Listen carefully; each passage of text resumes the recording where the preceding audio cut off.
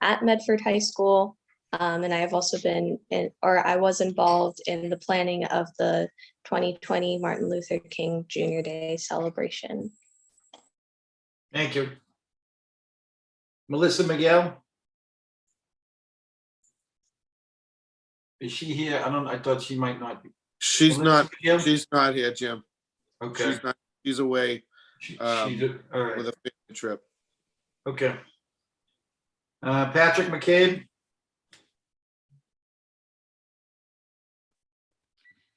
Hi, I'm Patrick Mccabe. I'm also a union organizer like you, Jim. I work with 1199 SEIU, United Healthcare Workers East. So in the city of Medford, we have the workers at Courtyard Nursing Home are part of our union. I've lived in Medford since 2002. After getting out of the military and going to school at West Point, I came back to Medford, be close to home. And I look forward to serving on this committee with everybody, choosing a name for the former Columbus school that brings the community together and reflects our values. So really excited to do that. Good. Thank you. Paul Donato. Paul Donato Jr., lifelong Medford resident. I was born here, 1966. I graduated in Medford High in 1984. I have 2 children who already graduated, and I have 2 children currently in the Medford school system. I'm a food concessionaire in the summertime, and I do snow removal in the wintertime. Thank you. All right, thank you. Ron Givino. I am Ron Givino. I was born before Hawaii was a state, and I lived in Medford that whole time. So I'll let you guys figure that one out. Currently, I'm semi-retired. I've been busy working with the city's Board of Health on the COVID, being a COVID volunteer, getting vaccines out. Also, I live up now in East Border Road. I have 3 children, 4 grandchildren. And I'm also the president of the Medford Invitational Tournament, which is a baseball program celebrating its 25th year of helping challenged children in the city. Thanks. All right, thank you. Seth Hill.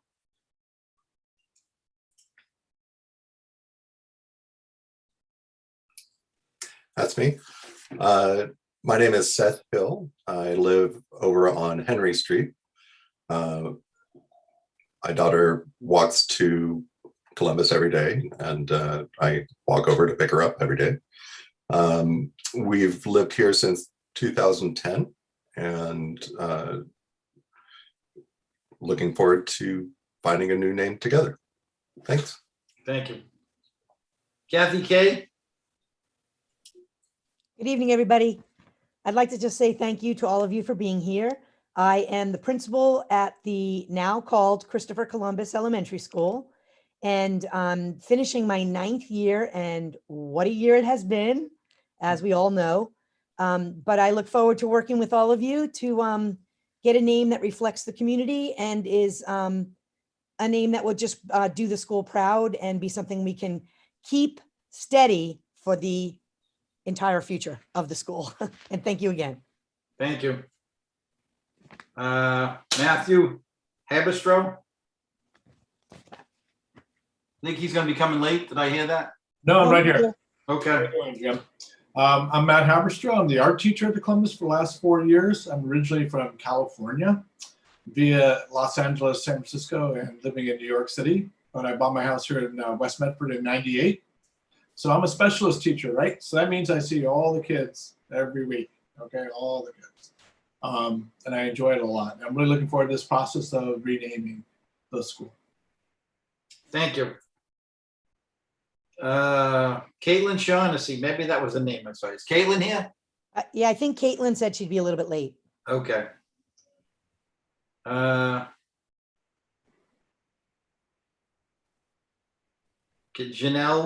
Janelle McKenzie, Janelle Garland McKenzie. Is she here? Hi, I'm Janelle. right, I've thank been you. at the I'm a teacher at the Columbus. I've been working at the Columbus for about 7 years now. I also have been living in Medford for about 3 years now.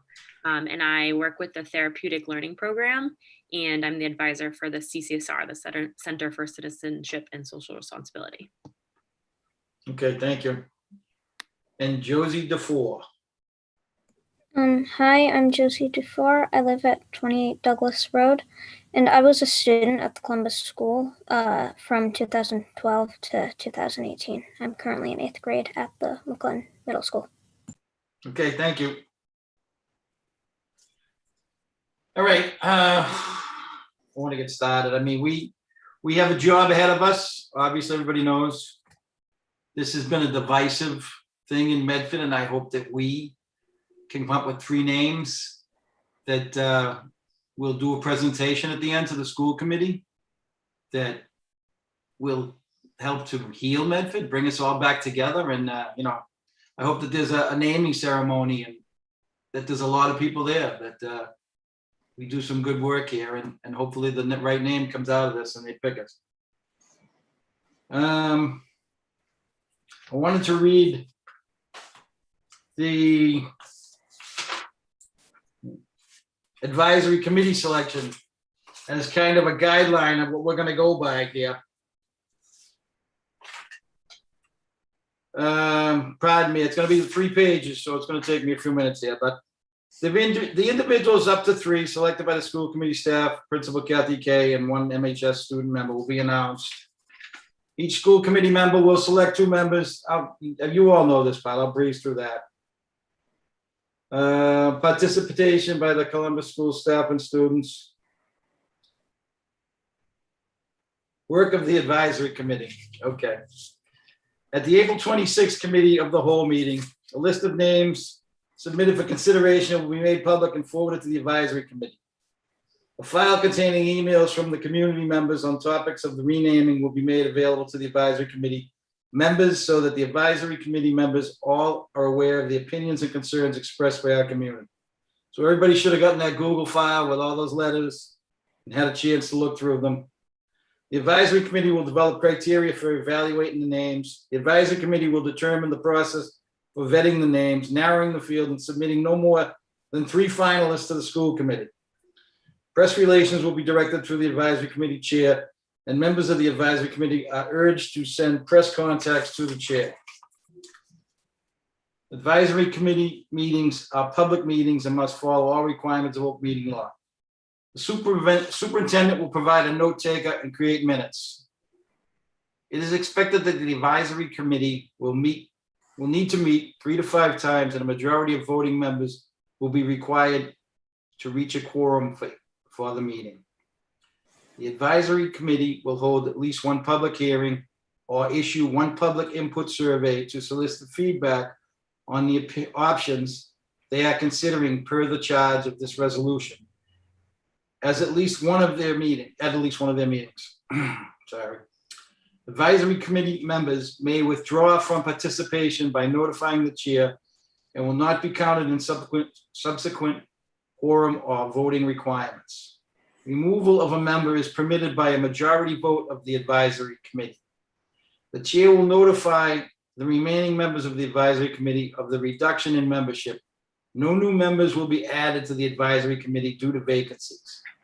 While consensus is always preferred, a simple majority of the total number of advisory committee members will be required to select up to 3 names that will be forwarded to the school committee. A majority vote of the total number of committee members and not a vote of the quorum present is required for this vote. The advisory committee will present their recommendation for the new names of the Columbus Elementary School no later than May 24th, 2021. A presentation will be given explaining the way the recommendations was arrived at and why the selected names were chosen. If a majority of the advisory committee votes to recommend the timeline change to the school committee, they may do so. At the time the school committee will vote to approve or decline this recommendation, timeline changes shall not exceed a final date of July 31st. Once the Medford School Committee has received the names and presentations, the committee will vote either that evening or subsequent meeting not later than June 7th, 2021, to approve the recommendation given the authority for naming public school buildings at school committee's authority alone per Massachusetts general law.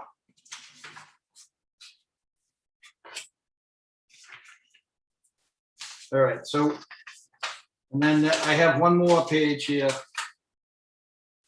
that has a rubrics on it that the school committee forwarded to me. Whereas the Medford School Committee has charged the Columbus Elementary School Renaming Advisory Committee with the task of vetting names, submitting for consideration, and weighing relative strength of submissions against criteria the advisory committee will develop. Whereas the criteria may include but not limited to such factors as the potential for the name to bring the community together, the ability for the name to stand as a role model for Medford students, and the name as a representation of Medford's community's proud history. Whereas the advisory committee must narrow the field of names to 3 finalists by May 24th, 2021. Be it so resolved that the advisory committee adopts the following selection criteria and procedure. Submissions made in bad faith, not conforming with the submissions of names, considerations, requirements, or nominations of a living person are excluded for consideration. All other submissions are evaluated upon the rubric below. Submissions are scored by summing the numerical values. For example, a 4, potential 3 role model, and 3 represent would yield a score of 10. Each submission is assigned 5 members of the advisory committee at random. The 3 committee members individually research and evaluate the submission according to the rubric. The 15 submissions receiving the highest average score advance to the consideration by the whole advisory committee. In the event of a tie at the cutoff, all tied submissions advance. The advisory committee conducts additional research and solicits public input. All members of the advisory committee evaluate the remaining submissions according to the rubric. Evaluations previously made in step 4 cannot be modified. The advisory committee deliberates to select 3 names by consensus, weighing the submissions, average scores, average values on each rubric, dimension, public input, and research. While consensus has not been reached, the chair will ask dissenting members to state their concerns for additional discussion. Discussion continues until consensus has been reached, or the advisory committee acknowledges that consensus will not be reached. The remaining names are selected by simple majority vote. All right, those are the guidelines that we're going to try and go by. We're going to interpret them to work for us. But then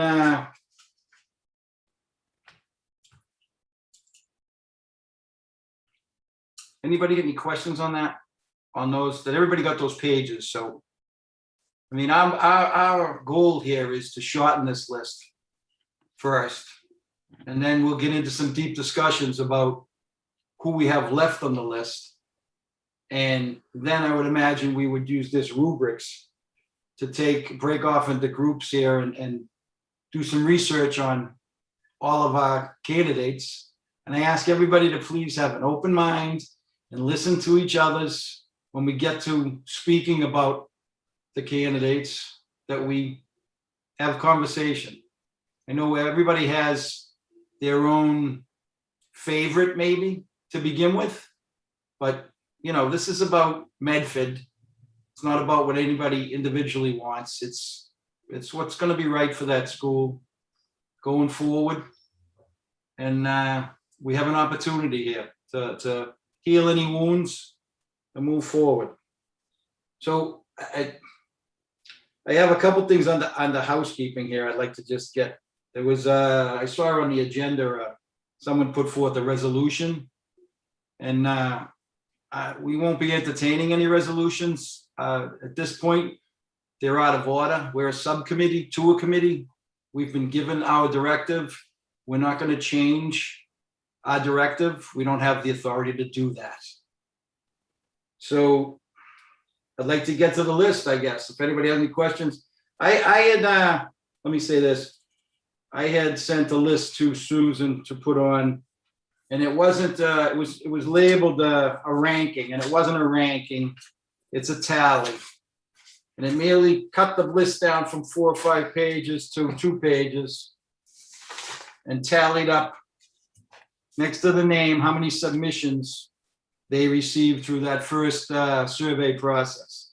So I don't want to say there was any ranking there. It's just that the woman in my office that I had put it together, put the most at the top, and then the rest at the bottom are in alphabetical order, I'd say. So I want to go to the second page of that. Point of From there, I mean, one of the, Lister, I'm sorry. People have been trying to get your attention. I'm not sure if you'd like us to raise Oh, our sorry. hand. I see Grace raising her hand. I'm using the function. I don't know which way you'd like us to. okay. Yeah. Go ahead. Oh, Grace was first. Go ahead. All right, yes, go ahead, Grace. Grace, you're Oh, muted. she can't unmute it. Hi, Oh, wait a minute. Again, Grace. Hi. I'm not a host, so I couldn't unmute myself. Just a point of information, the rubric you read was the resolution I submitted, I believe. If we could have some clarification on that would be great. So that was given to me as part of the school committee. That was something you submitted after the fact? Because I like that. I mean, that's, you want to, Yeah, I submitted it as the fourth part of our agenda today as a selection for the following criteria to evaluate names, since we weren't really we were handed some vague stuff, but I broke it out into the rubric and submitted it as a resolution today for Okay, us to vote on. well, I didn't take it as a resolution. I took it as, it came to me from the school committee. Because it was an added on to that. Okay, so, well, everyone had a chance to look at that? That rubric? I mean, to me, I want to go through these names and eliminate who we can. And then when we get to the people that we want to discuss, that are credible, we'll use the rubric. Point of information, I thought that the agenda said that today's task was to develop the criteria. And I thought that we would be discussing the rubric. I know I have some thoughts and the other people have some thoughts as well. Is that, are we going straight to the names, or I thought that we were So going to I was under the impression for what I was given is, we had a directive. We weren't going to develop any more criteria. We had criteria. No, the I'm rubric sorry. was I part will of go that. back to the resolution. Let me just pull up or if somebody else has it handy, the text of the resolution of the mandate from the school committees that we are supposed to come up with the criteria. Somebody please I correct me. just read that. That's correct. We're to come up with the criteria. We are not to be given the criteria. Okay. Right, so just as a point of order, Jim, are we using Robert's Rules of Order to run the meeting? So the format of. We are, but these are, I'm loosely with the Roberts rules. I mean, if we have to raise hands and sit everybody back, this is a committee meeting. It's not open to the public. So I'll, everybody's been made a co-host so they can unmute themselves and speak.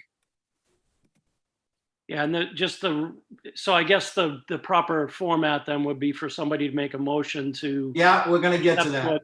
What was brought forward, and then we could have the discussion. So I was gonna get to that on a rubric, but now I was, I guess, we're gonna see if everybody wants to, has their say about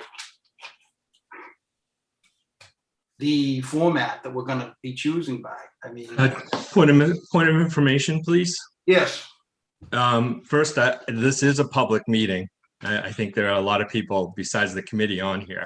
Yes, Number one. but the public isn't going to speak here. So. No, I understand, but we are an open meeting.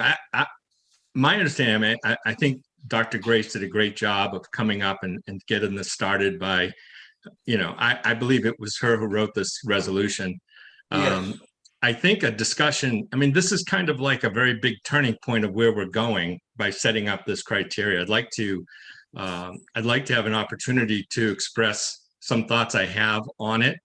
And once we decide on that, I think it will be a lot easier to go through these names, knowing what our criteria is. And I just think that, this is why we're here, is to have a discussion about the criteria first. So, Okay. if I'm sorry if I was under the assumption the criteria was given to us. Okay. The role of when we were assigned, we were giving a basic, not limiting to guideline. And I think Dr. Grace has done, if I could, I'd suggest that Dr. Grace explain her thoughts on where the proposal came from, whether it's a resolution or proposal, whatever you want to call it. And then, some of us who have thoughts on it may have a chance to discuss that and start a debate as to, and hopefully at the end of all of that, we do have a plan with set timelines. I know we're tied up against timelines, but I think this is a very crucial point of the process, is this setting the tone for the future. So I yield to Dr. Grace if she'd like to speak. Okay, thank you. Thank you, Ron. Yes, I'll be happy to introduce this. Thank you, Mr. Chair. I submitted this resolution because I recognize that as a committee, we have a lot of names that we have to examine, and we have such a short amount of time to do so. And we need to find a transparent and equitable way that's also efficient and thorough for us to vet the merits of each of the suggestions that were brought forward. And everyone who submitted suggestions did so. They took time, they took energy, and they were very thoughtful about it. And we should also take our own time to evaluate each and every one of those in order to honor their time and the research that the community members have put into all of the suggestions. I proposed the rubric because it enables us as a committee to share the burden of the research along with the evaluation into smaller teams while keeping the decision process objective. And the three categories do align with the overall, what the community has indicated was most important in selecting with the name. And it also aligns with the language that was given to us by the school committee in their resolution that created our own committee here. And most importantly, overall, this procedure was designed to try and bring our community together and to ensure that as a committee, we consider multiple perspectives and encourage the committee in making a selection by consensus as well. And so I just wanted to end with, I look forward to working with each and every one of all of these members on this committee. And I do move to approve this resolution. Okay. Do I have a second for that? Mr. Chairman, resolution? Mr. Chairman, I'd like to make a few comments before we move to a vote, if that's On the possible. motion, okay. As I said, Dr. Grace did a really great job of starting this off. Point of order, Ron, sorry. Yep. So the motion needs to be seconded before there's a discussion. So I second the motion. It's not bringing it to a vote, but it needs to be seconded. Okay. Before the. All right, thank you. I second it. Okay, on the motion. Okay. So in reading through this, I just thought there were some points that I need clarification on. My opinion of what's here, first, it says that no living names can be used. That really was different from the guideline we received from the school committee. That was not included in their criteria. I also think that although the rubric is very good for evaluating names of individuals, there are a lot of names that were submitted by citizens that are not our people and will not be able to be scored under this rubric as well. The other concern I have is the division of, although it would save time for us to divide and conquer, everybody's scoring system, even though it's aligned here, would be different. And I would not necessarily be given a chance to vote on something I feel strong about versus some of the other names. I'm hoping that the committee has done some due diligence and looked at the names and has a pretty good idea of what names are valid and what can be thrown out. I had looked at an alternative which could work with Dr. Grace's thought. I think the rubric is really a great way of reviewing individuals if that's the way we decide, but I don't want to preclude the fact that there are some names in here that are not dead people and not people. So I don't want to preclude them just with this vote. The other thing I thought, I don't like to criticize without having an alternative to discuss. So my thought was this, to combine the list, which we've already done, getting rid of the duplicates, which is great, reduce the list. I thought it's important that every citizen in Medford who thought enough to make this, to fill out a name and identify the name and give a cause, is something that if we do nothing else as a committee, we need to make the citizens of Medford feel like this is their choice, not ours. So I think I move that we look at a presentation meeting right away with the public, where they can each have 3 minutes to discuss why they put their name on. It probably will weed out a lot of people who, don't want to do that, but at least it gives us a chance to understand. I've went on the internet, I've learned about every name here, but I don't know the passion as to why people gave those names. I think that in terms of scheduling, today's May 4th. By May 11th, we can hold a forum with 3-minute presentations. I think at that May 11th, we can kick off a citywide survey where all 60,000 people in the city have an opportunity to give their opinions of what names they like. It just is not as a binding vote, but as an opinion vote to help us make a decision. I think on the 19th, the results of that presentation could be given to the committee. And at that point, we can look at developing a list of 10 finalists. Again, everybody has a vote. Everybody here has an opinion. So I think those 10 finalists, or in case of a tie, it gets even longer. That list should go to the Historical Society for vetting in cases of people's historical Can I names. stop you there? Yeah. Sorry to interrupt. The Historical Society the Historical Commission has been notified, and the Historical Society, and we don't have anyone that has the time or has any interest in doing anything for us. All right, so somebody will have to vet them, Yes. somebody from out of here.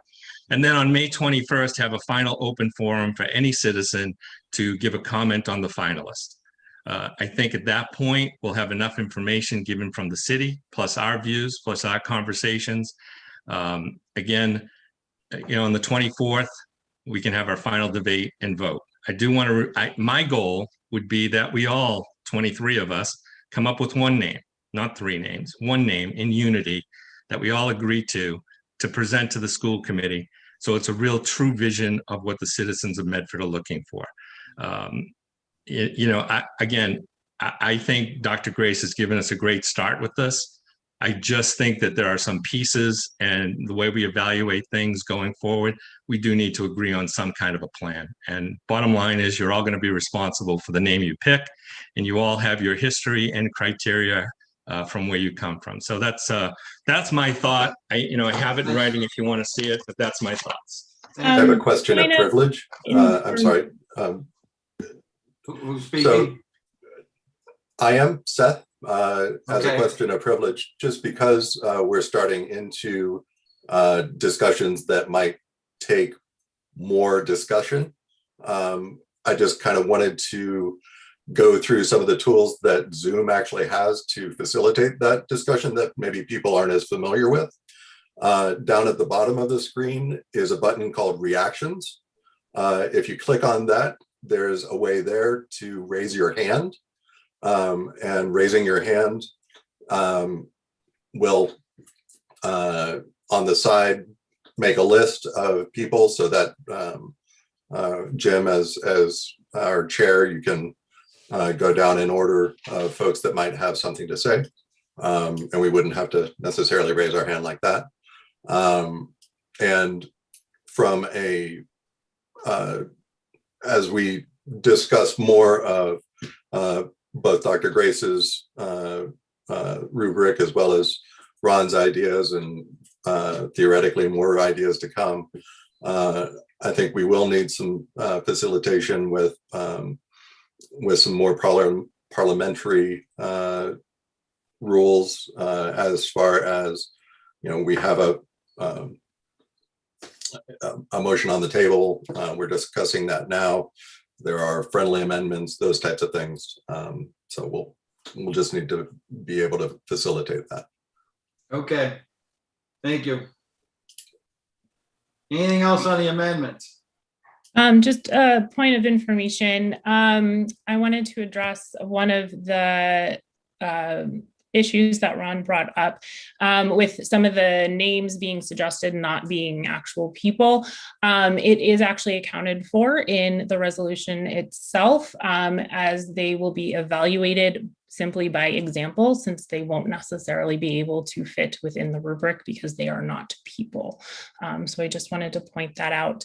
And then I was just a little confused if Ron was trying to add amendments or if he was trying to propose a completely different resolution itself. And if that's the case, we have to vote on mine first. So to me, he was trying to add to your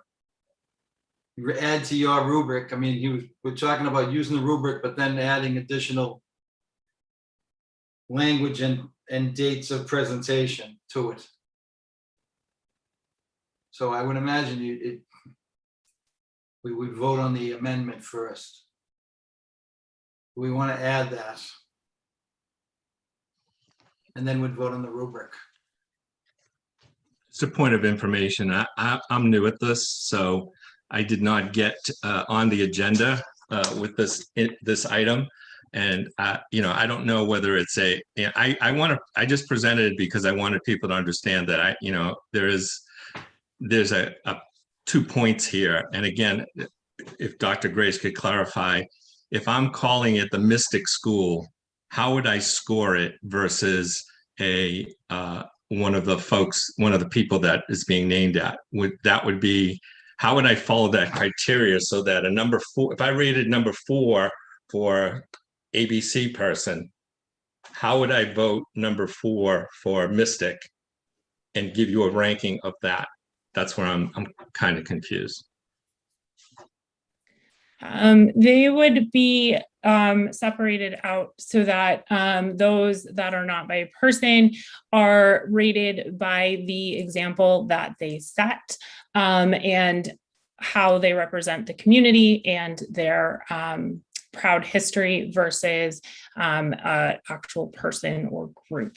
And you can rate them through, and here I've written, it says, names not associated with a specific person are evaluated by example they set, such as exceptional, good, positive, neutral, or negative. And then we can, from there, pick the top ones and move those forward, along with the other names when we move on to further evaluation and other steps going forward. Okay. Any more questions on that motion? So I'm a little unclear where we're going with this. We want to vote the rubric. Is everyone like that part so far? We can move that along. We had a first motion and a second. I would call for a vote on that. People have their hands up, Mr. Chair. I'm sorry, point of order. People have their hands up ready to speak. All right. Please speak out. Everybody's a co-host. You can unmute yourself when you want to speak.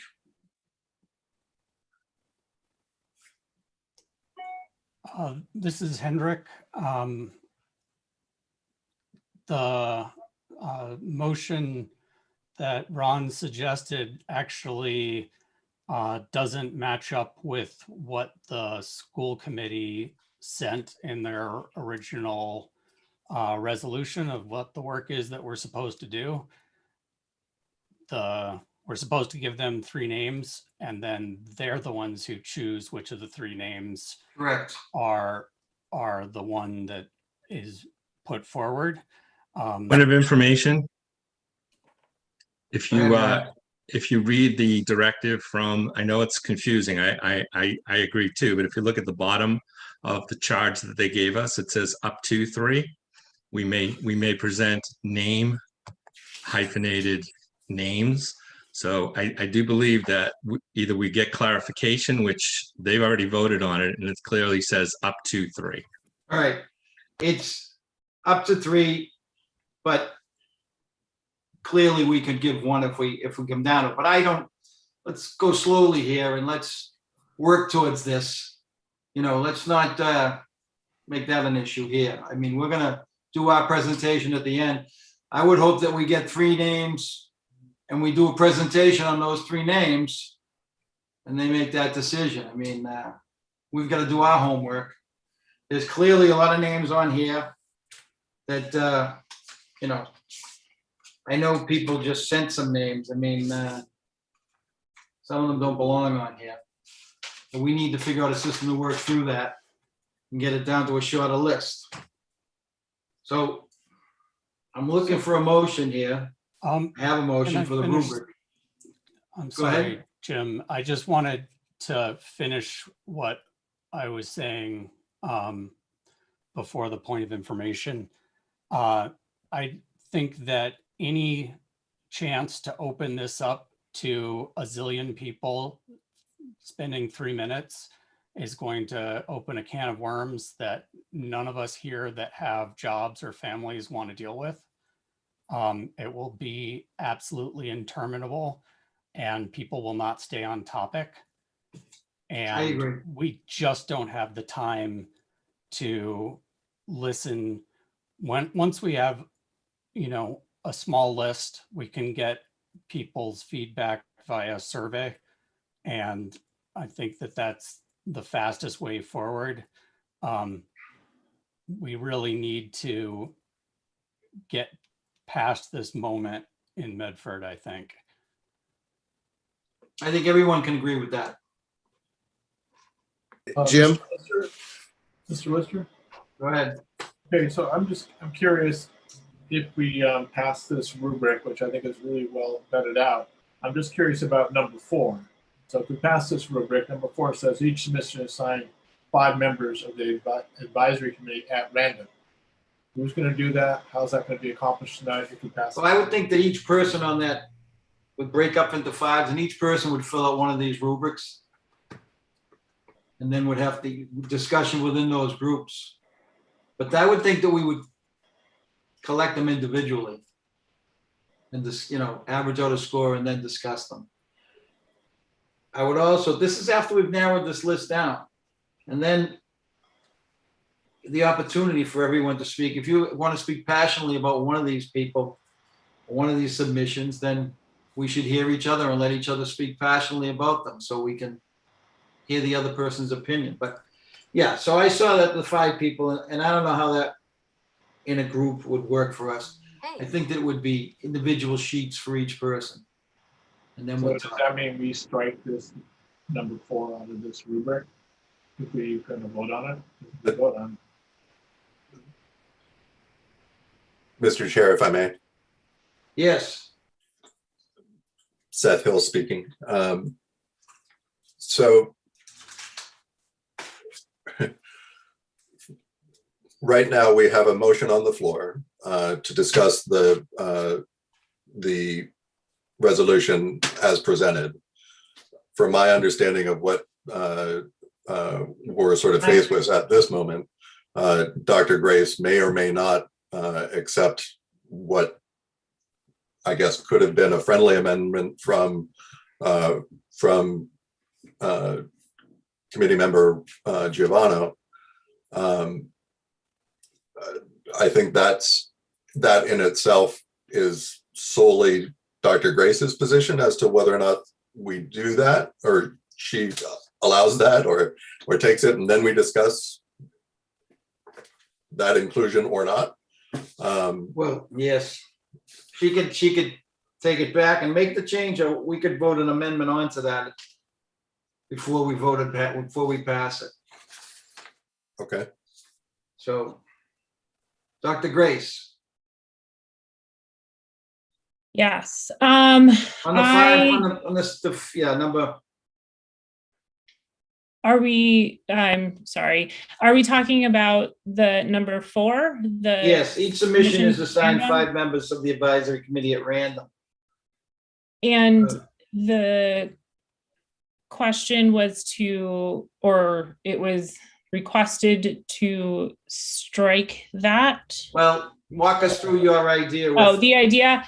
Well, there's a bunch of ways that we could randomize assigning it. I mean, we can pop all of our names into a website and pop out 5 different groups, and the same thing with the other names.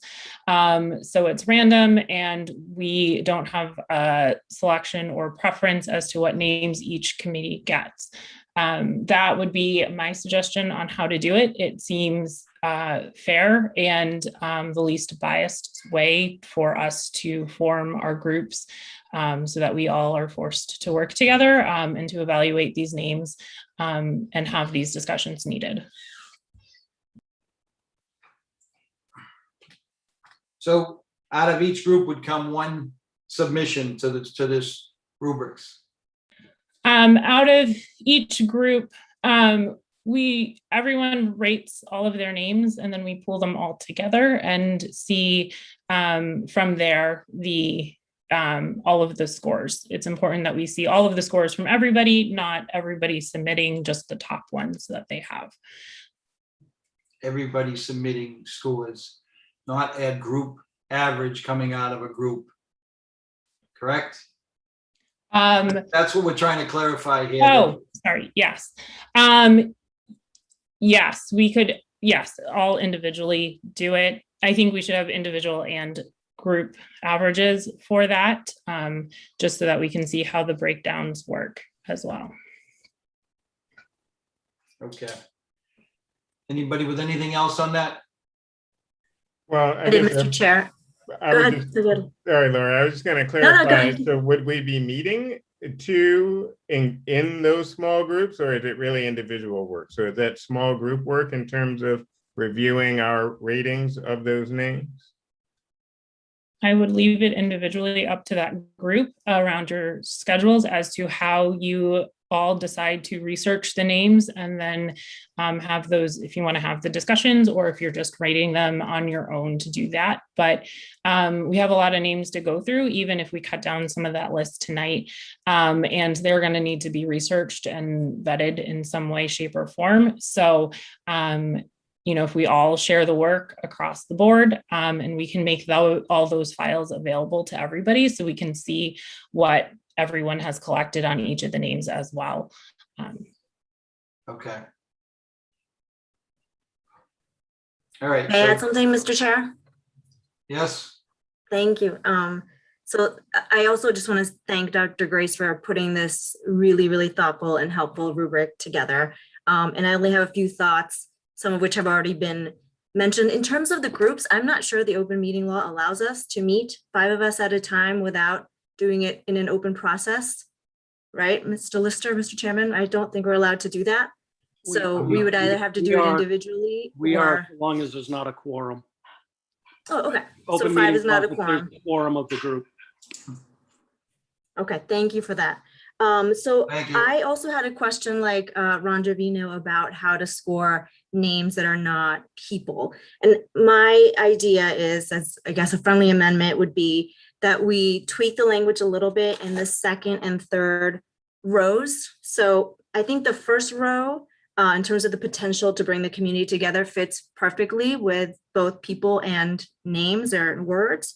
The second and the third could be tweaked slightly, so that, for example, role model for Medford students could become role model or positive influence for Medford students. And in addition to everything that's written here, just a line at the bottom saying, if this is not a person, also, has these same qualities.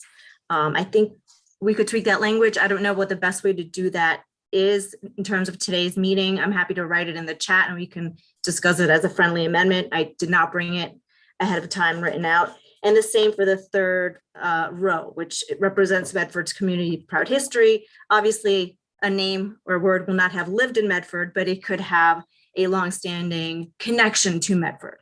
So that's my friendly amendment. I accept those changes. I think they're good additions to it and it'll make it easier across the board. So yes. All right. I know someone's taking the minutes. Are we getting this, Lisa?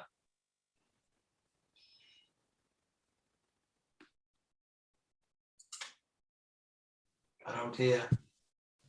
Hold on one second. Let me.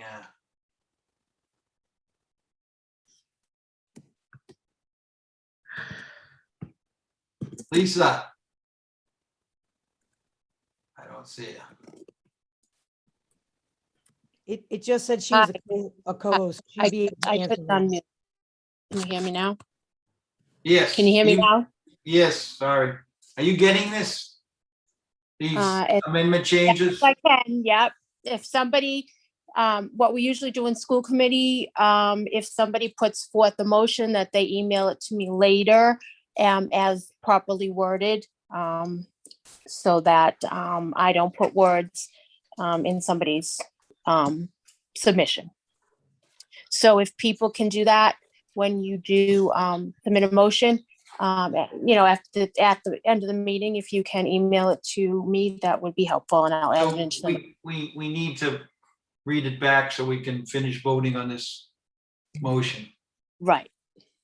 We can't wait till, so let's No, I back up understand here. that, but I'm just saying for the note purposes, I just want to get that out there. Okay.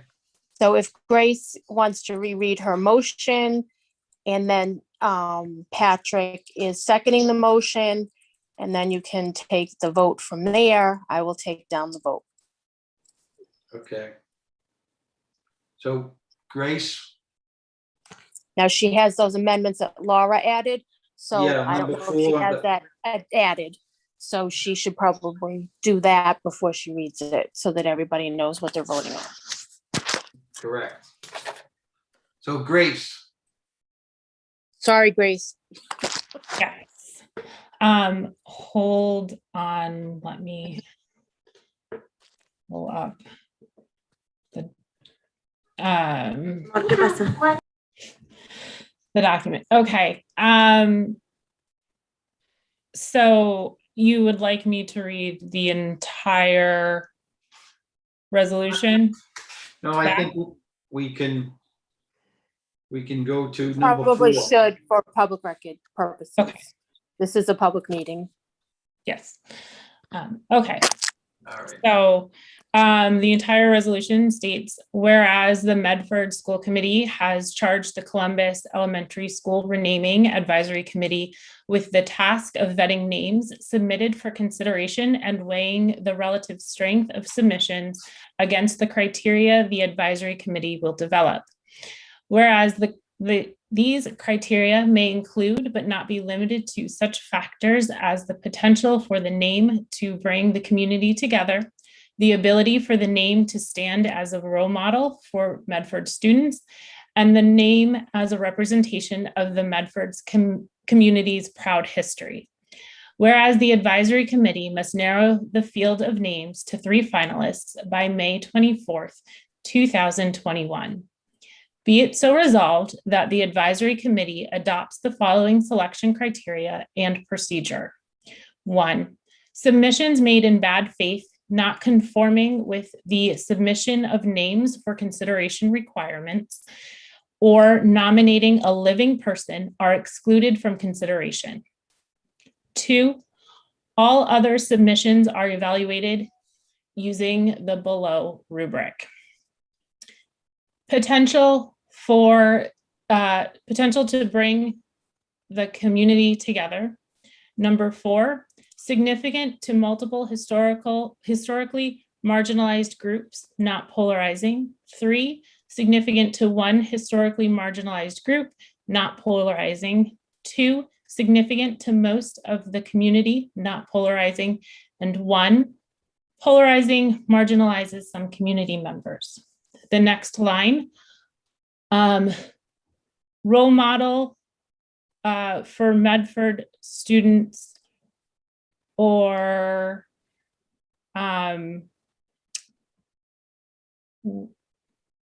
Laura's word Role was, model or positive influence for Medford students. thank you, role model or positive influence for Medford students. Thank you, Lisa, I appreciate it. Number 4 is known for exceptional deeds, community involvement, or contributions to society, historically notable with a legacy that will last decades.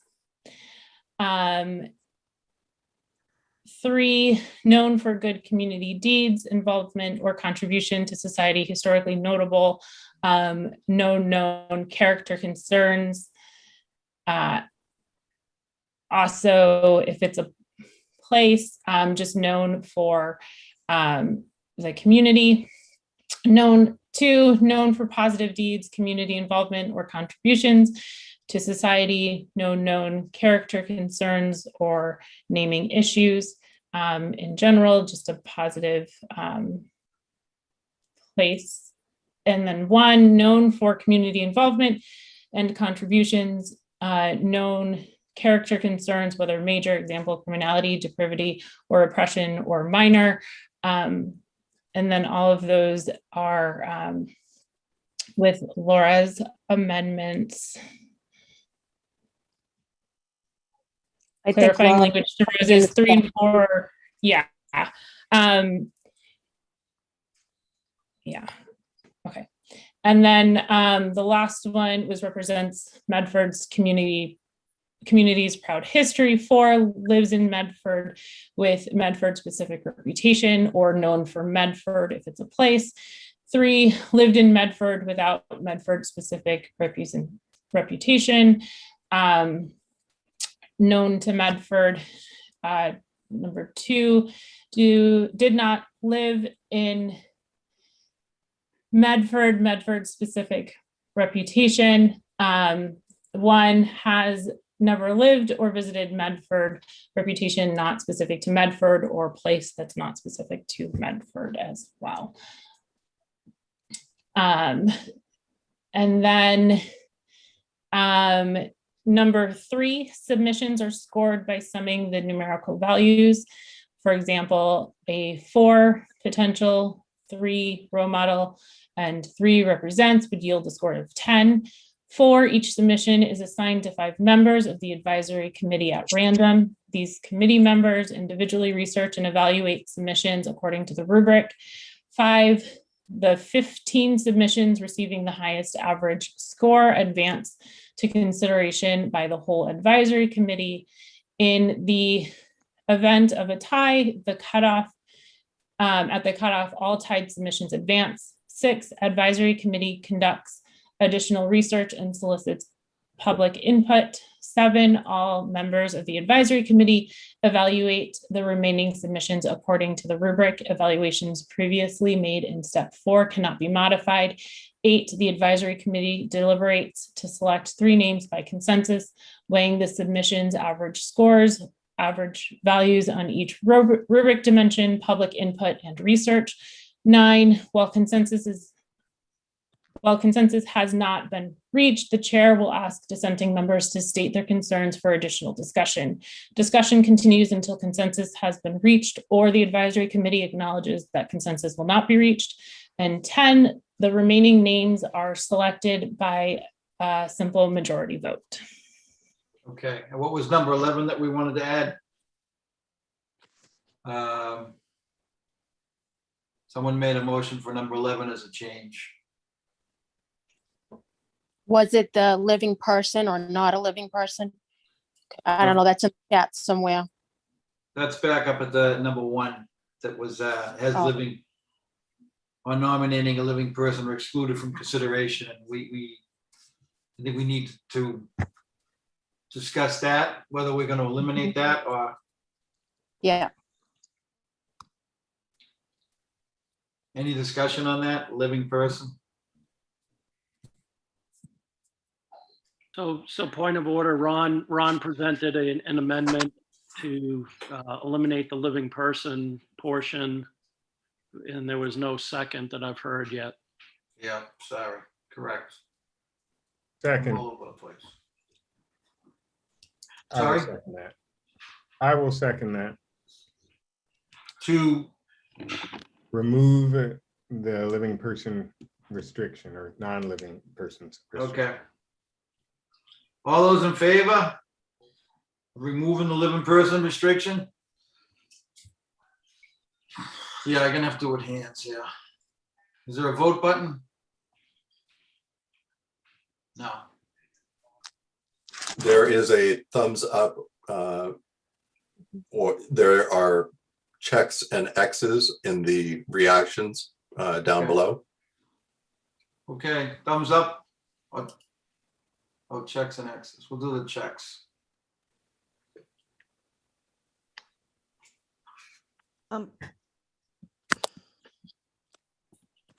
Instead of the thumbs up, could we use the check mark, please? Thank you.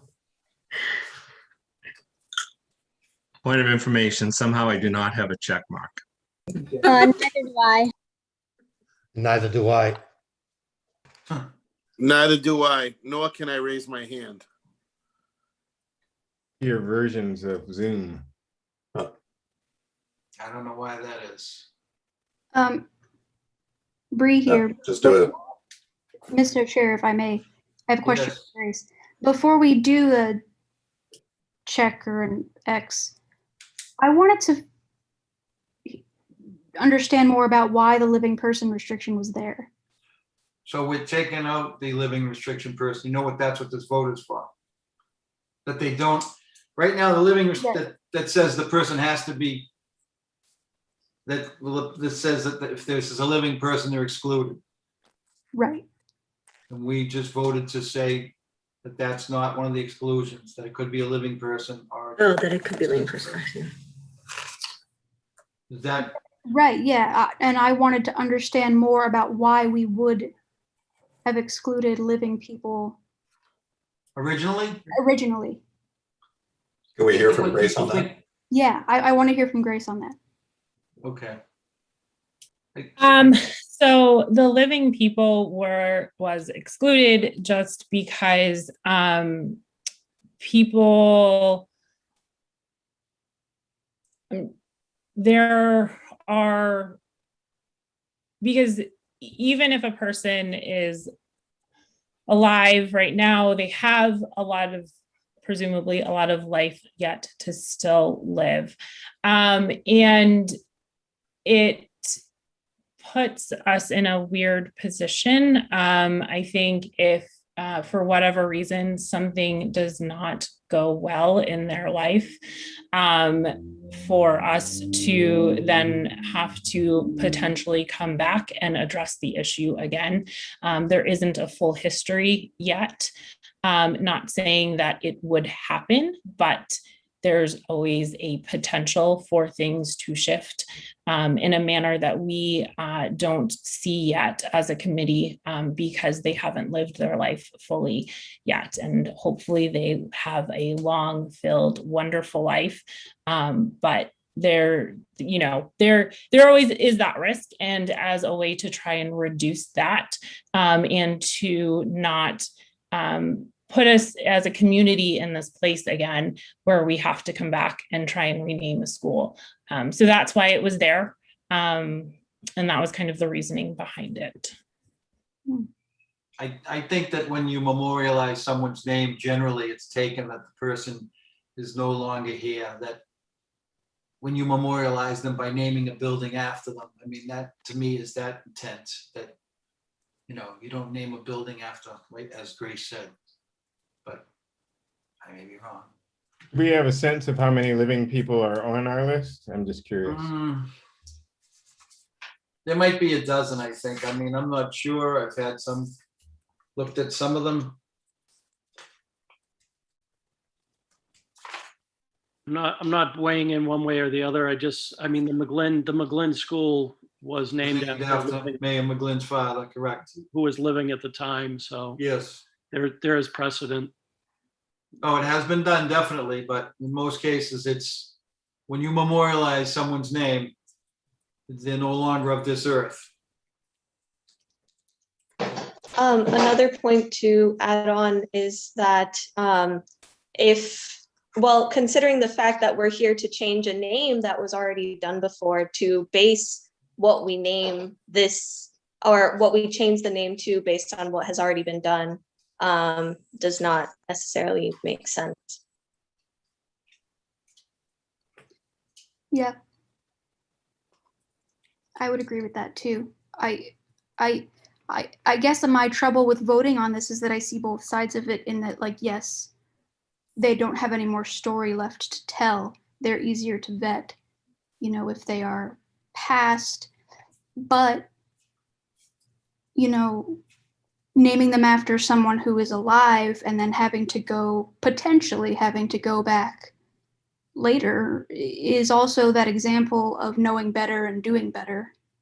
And when we learn, we adapt and make changes. So it's tough. I don't mean to interrupt, but if you're going with this as an amendment to change the amendment, then I would say any votes, Jim, it's just my suggestion to go down the list as the chairperson and call out everybody's name, just from the future for now or for whatever. Just, I know it's a long list, but I think that we'd have to, have that down on the notes anyway, so. Okay. Because I didn't get the last vote there clearly, yes. Okay. So on this amendment alone, the changing the living, taking out the a living person. Can we vote on this? If you're gonna vote on it, who made the motion and who seconded it? I'm sorry, I might have missed that. Okay. All right. Ron Javino made the motion, Lee LaFleur seconded the motion. Right. Right, Okay. good. Yep, good. And that's to strike the language that says living person is excluded. Everyone clear on that? Point of information, that's what we're voting on right now, to exclude. Just that amendment. Yes, to strike the language that says that it can't be a living person. Correct? That is correct. So there could be more discussion, or we can proceed to the vote. Yes. All right, so a yes vote would be to strike the language of it being it has to be a living person. So if you vote no, that it can't be a living person. We're voting that we can't be a living person. well, that was the language. Right, Can't be a so living person. are we voting on it the way Dr. Grace presented it? No. The amendment was to eliminate the language of no living person can be considered. Okay. So it essentially strikes the word "or nominating a living person." Correct. We're striking those words. That is the amendment that's on the table, right? So a yes vote would be striking those words. Which means we could vote on a person who's still alive for a name. Correct. Yes. Okay. Okay. So I'll get on the list. Bree Brothers? No. So just No. point of order real quick, Jim, sorry. I mean, it's within the chair's purview to call the vote, and you don't have to do the roll call. And if somebody questions it, just from the sake of time, if we're going to be taking a lot of votes, we don't have to do the roll every time. If it's a close vote, I recommend doing a roll. If it's not, you Roll call. make the call. Roll call vote. I'm sorry, but anything on Zoom has to be done by roll call. That's why even school committee can't adjourn by just all saying we adjourn. If we were in person, we could do that, but we are not.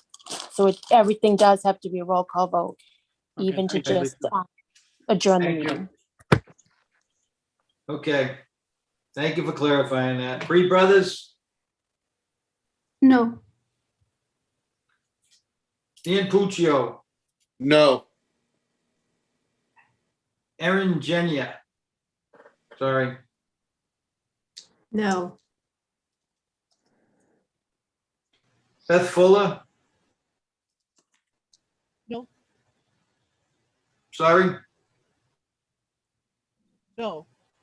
No.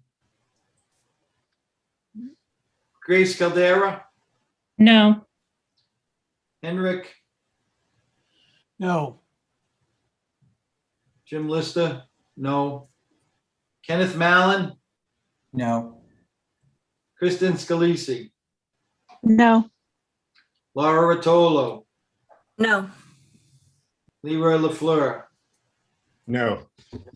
Lewin Topper, No. Maria Rocha, No. Patrick McCabe, No. Paul Donato Jr., No. Ron Giovino, Yes. Seth Hill,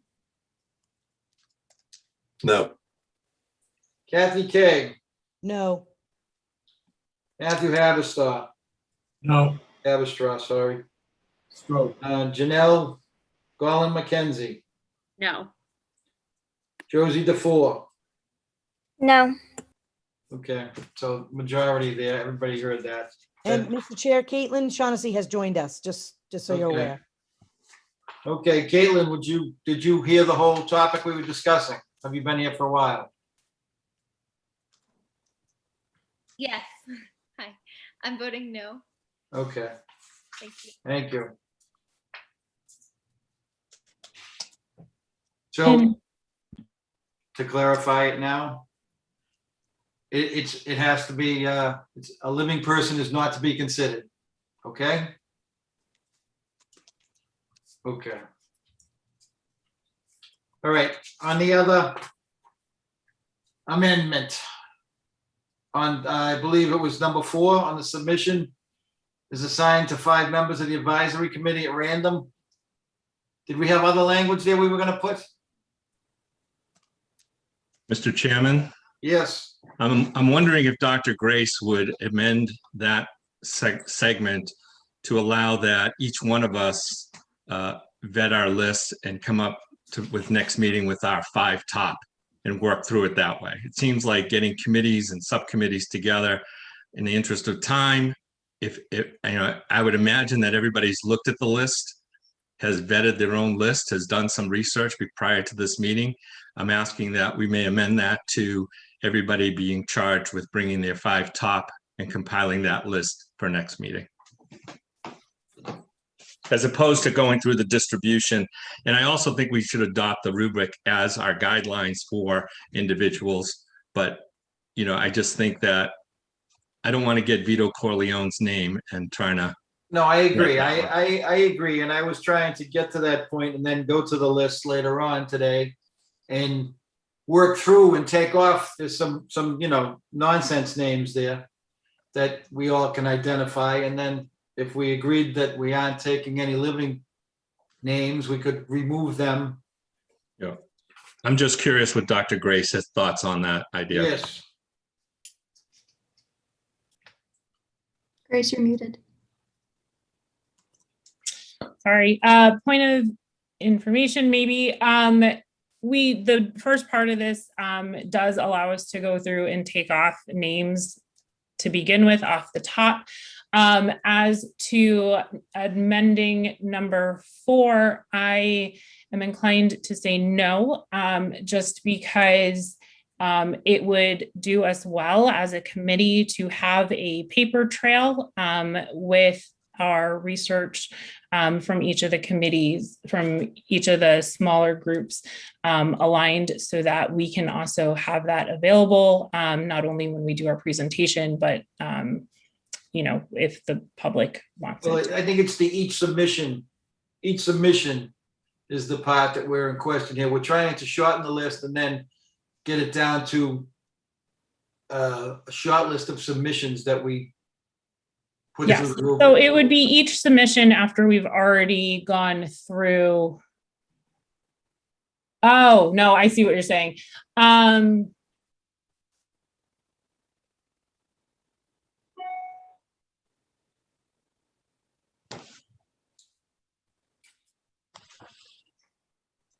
No, so we're already going to go through and cut things off in the first one. And then from there, we're saying all the other submissions are being evaluated by the rubric, and then All the other, okay.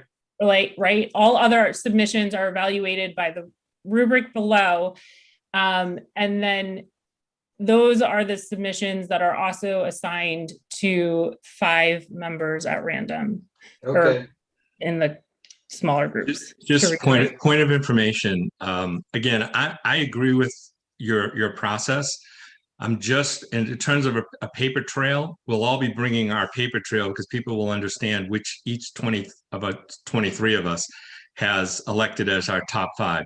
I'm just trying to get to the final debate in a debate where if I get in my group, if I have 4 names of which none of them are of my top 4 or top 5, then I don't have input in that list. I'm just suggesting that if each of us brought their top 5, that builds a list that we can start debating on. And it's just a shortened way of doing that. So I'm just, in my opinion, I can't support this resolution as it stands, because to me, it just represents a debate that other members of this committee are not going to be part of. And we're going to be coming out with our ratings on these, and nobody's going to see that necessarily. This way here, each of us has our own individual input in a top 5, and then a group debate can start on the numbers that we end up with. That was my intent. I'm just suggesting that we tweak that a little bit in the interest of time. I think you get the same result because we're all holding on to our top 5 that we know of. I think we are actually going to spend more time if we force everyone to go through and do independent research on the rest of the names submitted. It's going to take us a lot more time and effort to do that versus trying to break this up into smaller chunks, divide and conquer, and spread the work out in a equitable way where we are not all spending a lot of time in order to go through and research all of the names such that we can come up with a top 5. So that is why it is written as it is written. And that is why I am also saying no to that proposed change. Just one point too. Mr. Chairman. Oh, go ahead, Ron. My guess is that our top 5s for all 23 of us will have a lot of commonality in them because we will have vetted them. So I'm just trying to avoid a long debate on names that I may have no interest in anyway. So I think if we move to top 5 lists, it just shortens that. There's going to be plenty of time and plenty of discussion and debate. But I appreciate what you're saying. I just can't support it the way it's written. Can I jump Excuse in? me, Mr. Chairman. Wait. Was it Go ahead. Go ahead. Paul Donato next. Paul Donato Jr. Chairman, my suggestion through you, it'd be each member pick 3 names off of this list, submit it to the chair. So this way we can have some sort of list and start from there. That'll narrow it down. I agree with that. I agree with what you're saying, but my intention tonight was to take this rubrics and hold it till we get a shorter list, but go through this list, start from the bottom and work our way up. I mean, you can see how many submissions there are for the names. We're, like you say, some of us have a short 5 people name list, but we have to figure a way to shorten this list before we get into doing our investigating. Excuse me. I would like to try and move to the prior question and vote on the rubric. I do have to drop at 7:30. I have a prior work commitment on Tuesdays starting at that time. So I make that motion. All right, I'm sorry. All right, so. Point of information. Point of information. Go ahead, Seth. I had typed up in chat, and there is a chat feature that some of us are using to sort of back channel while other folks are talking, just to make it easier to keep track of what's going on. There's to simplify what I think Dr. Grace might have had from an intention to randomly assign each name to 5 individuals on the committee, we could just push that responsibility to the superintendent's office for that facilitation. If we said, okay, we'll go through, and it doesn't even need to necessarily be something that the entire list does. If we say to the superintendent's office, please present us with please choose from this list of her, I'm sorry, please eliminate the living people from this list, and then randomly assign each of these names to 5 members of the committee, and then we'll go through individually, submit it back to the superintendent's office. They'll run the tally and then present us with the information that would bring us to step number 5. And I'm not sure whether or not that. I'm not sure that's the intention of the school committee. I don't think they want the superintendent's off. It's not the superintendent's role. It is the school committee's role, and they assigned it to you guys, if that makes sense. Well, yeah, my understanding was that the superintendent's office was there for administrative. I mean, that would be kind of the role of a secretary, to what my understanding is. There's actually no, it's only administrative. There's no decision-making happening from the superintendent's office. It's only just facilitating our operations, which would be the role of what a secretary in a committee would be doing. My understanding, Seth, would be Hold that, on. So I'm just letting you know that. Okay.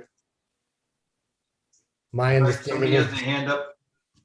Point of order, I had previously requested that we move to the previous question so that we can vote on it. Is that something that, can we please do that on vote on the amendment at hand? All right. The amendment at hand is all other submission to assign to 5 members of the advisory committee at random. Actually, that was never seconded. So the amendment at hand would be the overall rubric and names itself, how we're gonna, the overall process. The overall rubric. I don't believe we're done Correct. discussing the amendments that were brought to it. I wanted to go through each to make sure we were clear on all of them again. Can I, point of I information? move to adjourn until next time to get Grace to be at her job and do what she needs to do.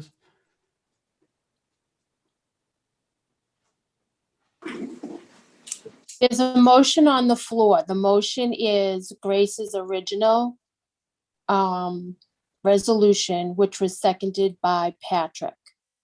So you need to take a vote on that because it was seconded.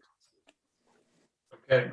If you want to do amendments later or whatever, decide something else, a different issue, but you do have a motion on the floor. All right. Point of order, the amendments that are on the floor get voted on before the original. That's correct. That are on the floor get voted before the original. That amendment wasn't previously seconded. So what is on the floor right now is the resolution itself. Exactly. Actually, I believe the amendment from Laura Rotolo, unless we're considering accepting friendly amendments, and if it's a friendly amendment, needs to be accepted by you and then me as the person who seconded. Okay, well, I did accept Laura's friendly amendment, so I will. I would accept that as well. If we're accepting friendly amendments as a group, it's under debate whether or not a friendly amendment needs to be voted on by the whole, or could be just accepted by a person originally making the motion in the second. Everybody needs to vote because it's on Zoom. Okay. I'll go through the line. But I'm not sure what everyone's voting on right now. And To as the accept- I need to know. I don't understand what we're voting on. Can we get the two friendly amendments, please?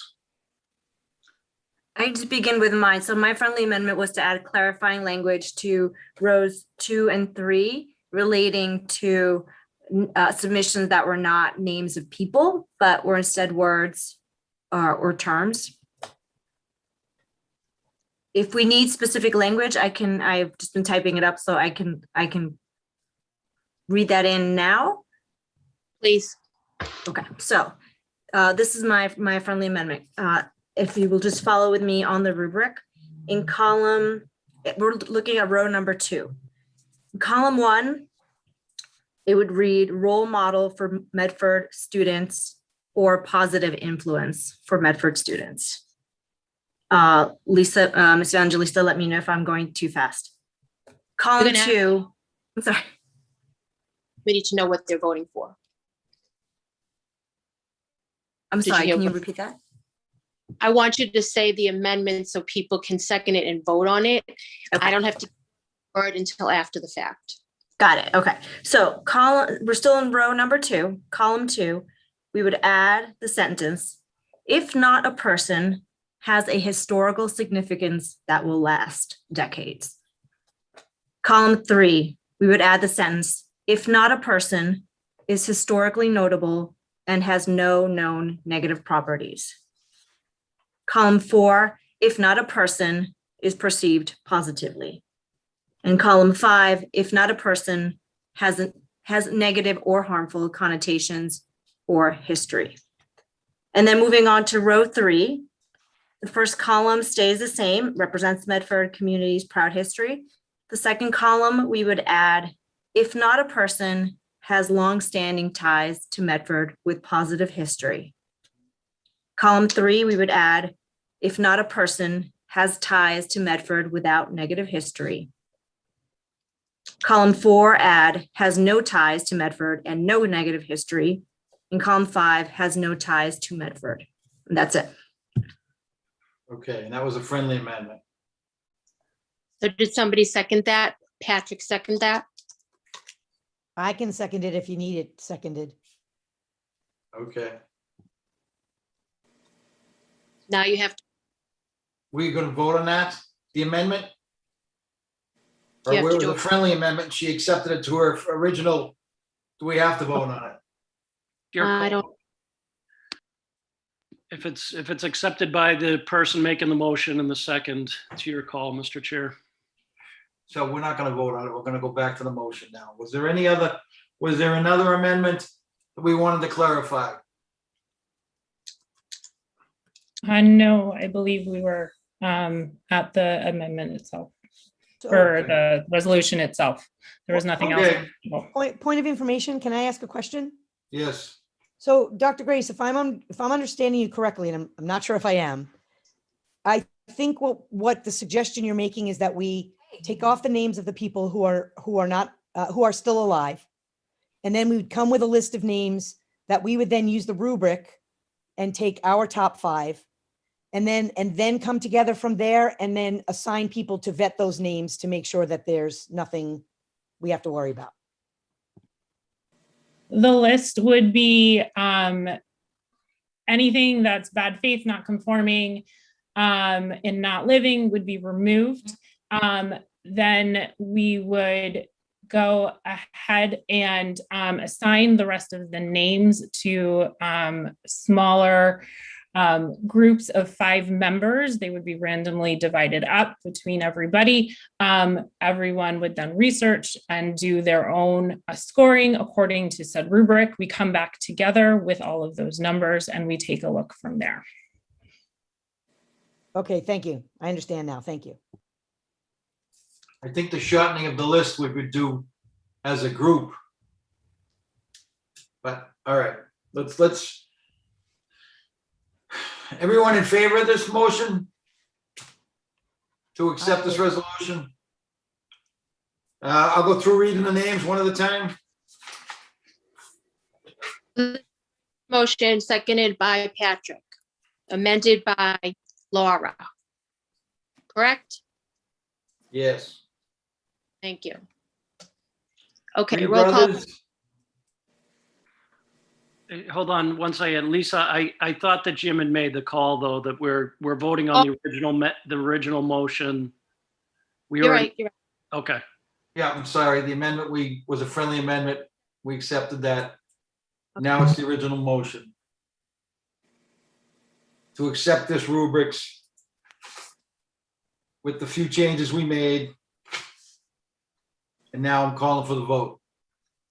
Bree brothers, Yes. Dan Puccio, Yes. Erin Genia, Yes. Beth Fuller, Yes. Grace Caldera, Yes. Hendrick, Yes. Jim Lister, yes. Kenneth Mallon, Yes. Kristen Scalisi, Yes. Laura Rotolo, Yes.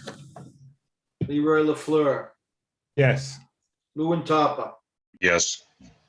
Maria Rocha, Yes. Patrick McCabe, Yes.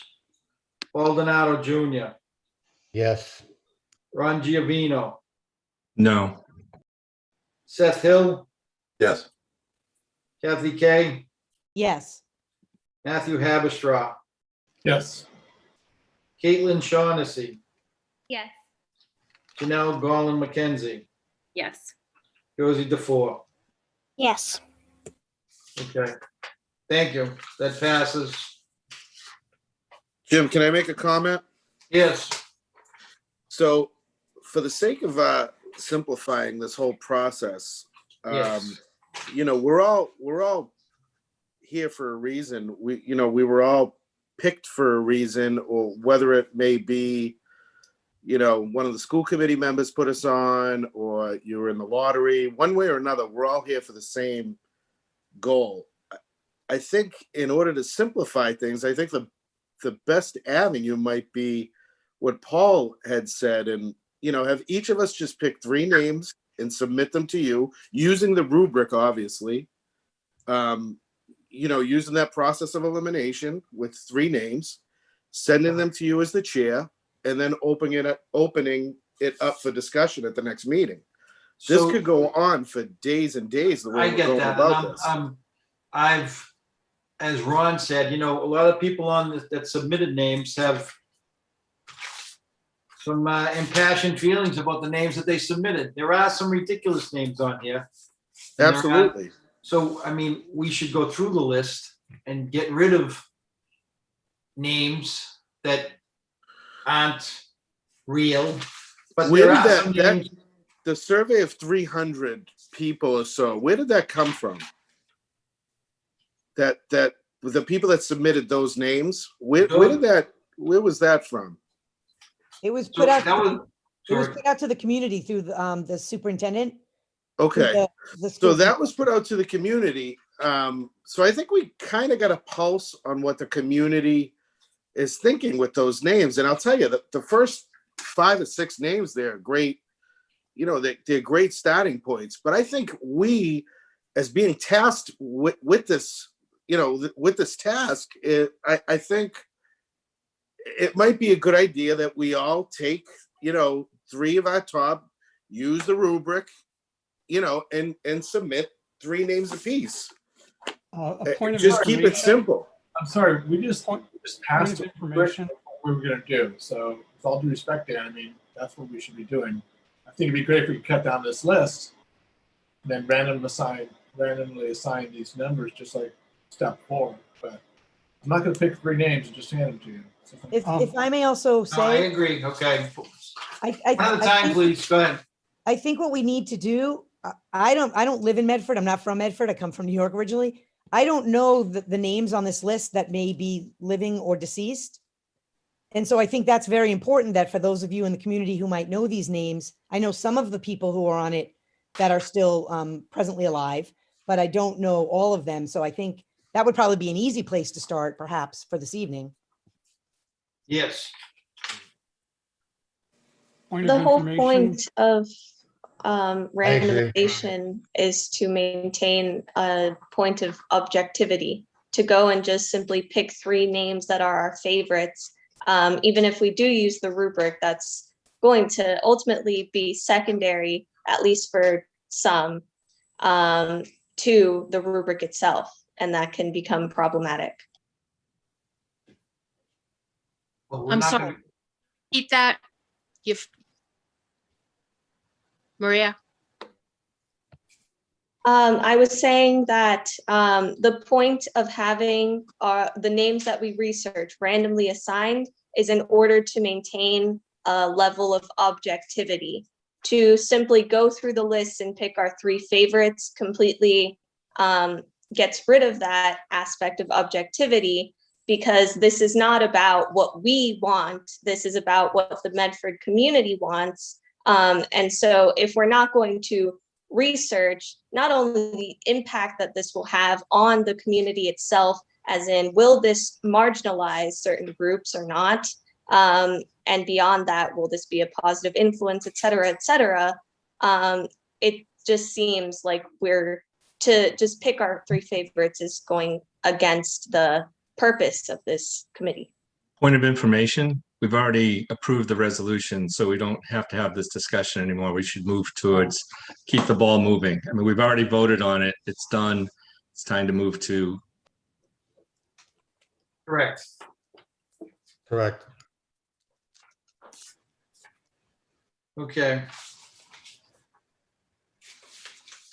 Mr. Chair, I just wanted to offer up to Ron as well and other folks the point they brought up. I mean, if we get assigned somebody who's not our first choice, we have the ability to talk to people who were assigned that person, right? And to put in your opinion to other members of the committee so that your voice is heard. You're not locked out just because you didn't get that person. Yeah, thank you, Patrick. I'm like I said, I'm semi-retired, so I've done a lot of research on the internet on all these names. And again, the piece that I think I'm missing is the passion that allowed somebody to go to the website and pick a name. And that's the only piece I don't have with me. And that's why I want to get to that point where the community either fills out a survey or tells us something more than what I don't think I already know. So I just want to see this move in an orderly fashion, because I do believe these debates and these subcommittee groups are going to be time consuming. Okay.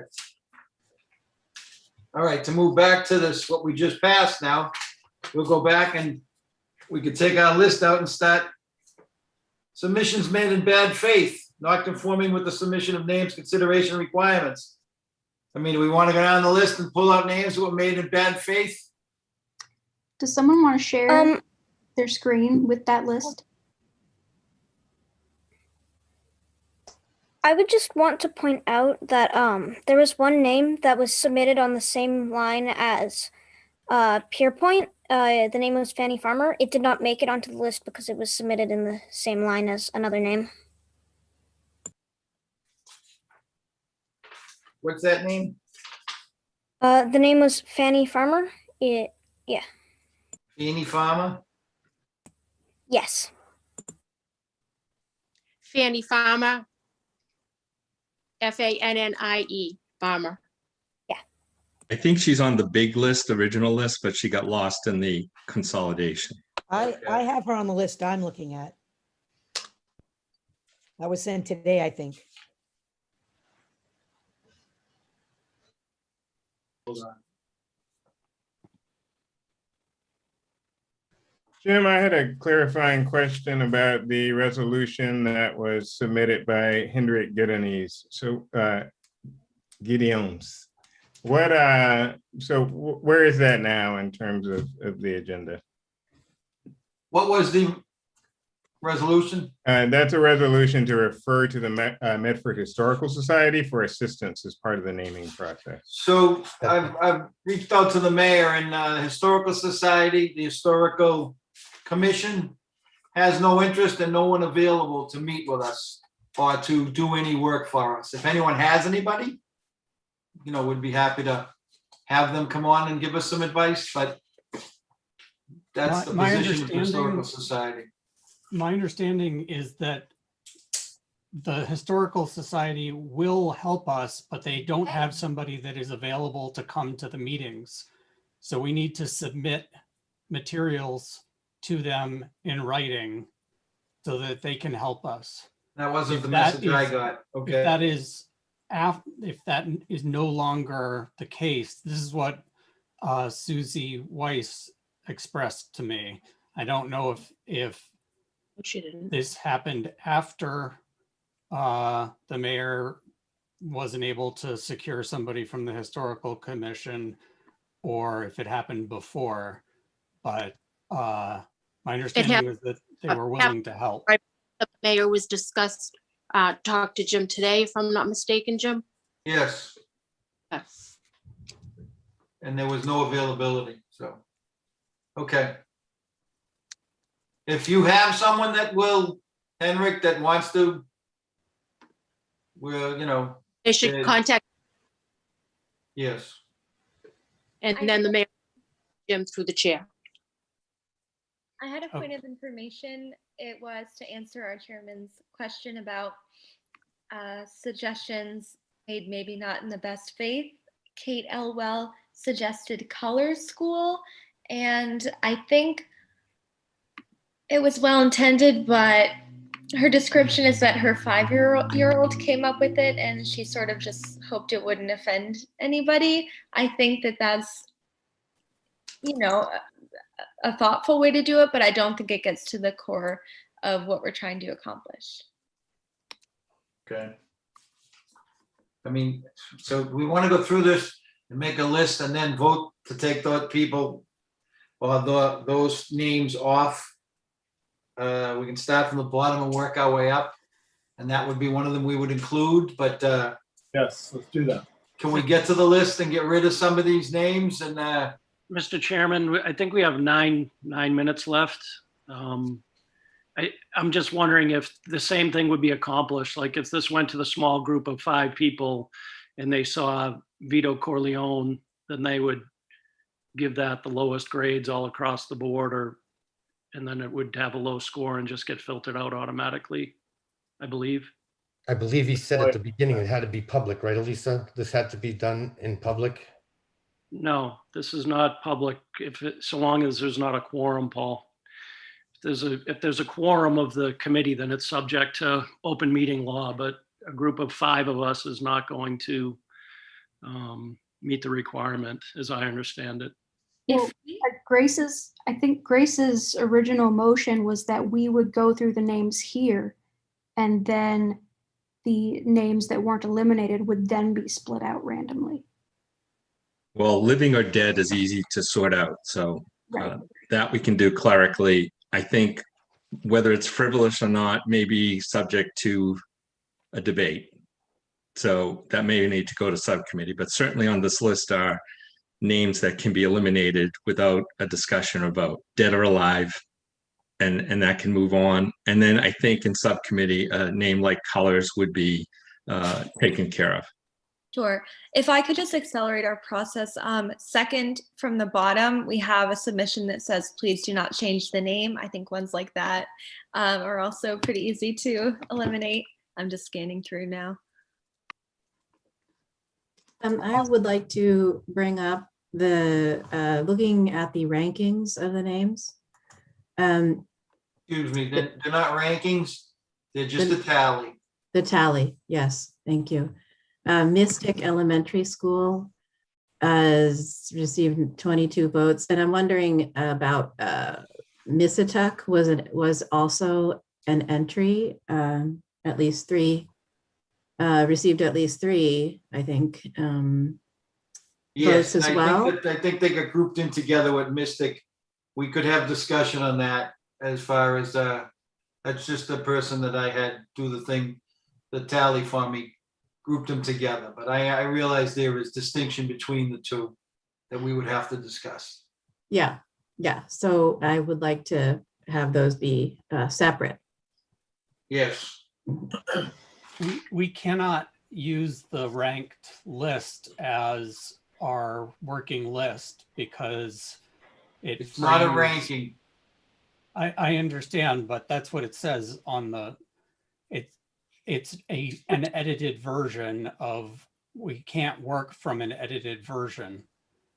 It doesn't, are we working from the original list or are we working from the revised list? This would be the original list, just changed into a shorter format. I think the one that Susie Weiss sent us today as an attachment was just cleaned up and they're all alphabetical. Okay. I do think it's important to have an official list, as we just found out Fanny Farmer somehow got lost in the transition. I'm also suggesting that maybe a couple of people on this committee can take the task of individually vetting the list for dead or alive and inappropriate, and then work together to come up with a final list. I mean, I just think, there's no debate in some of the stuff. Anything debatable stays on the list, just a suggestion. Can we just, I know some names right now, like Diane Caldwell Elementary. Diane is still alive, thank goodness. So we can, take that one off. Joan Buckley Yeager, she's also still alive. Kamala Harris, Kamala Harris, that can come off the list. Marie Cassidy also. Those were the four I had of people that I know that still work. Anthony Fauci. Anthony Fauci too, right? That's another one. I also found Kids and Dragons, which didn't. But I think anything, I'm sorry, I didn't mean to interrupt. Go for it. Anything that I think dead or alive, we could do clerically, but anything relating to whether it was in good faith or bad faith, or whether it meets the requirements, we really do need to debate. Okay. Would it be possible to share screens with the original list so that we're able to actually see the list together and possibly take off names right now? Extremely small. I didn't receive an updated list today. I mean, if we're working with a shared document, we could also, continue this work. We could just begin to edit it and then make comments and such, and so we would be able to see what the comments are. There's a second tab here that's the cleaned up list of names at the bottom there. Can you click on that one? Whoever's sharing that. Hi, sorry, I'm sharing. What am I clicking on? The cleaned up list at the bottom, Caitlin. It's a separate that tab. tab, yep. Yeah. Well, that's the one I was referring to, and Franny Farmer is on it, Joe's. Okay, should I scroll down to the bottom or to the top? So that So right there, on this list, Mystic and Missatuck is still a single entry. right, So it should it's- be 2 entries, correct? Yes, those are separate entries. Okay. So we need to put a new line in. Okay.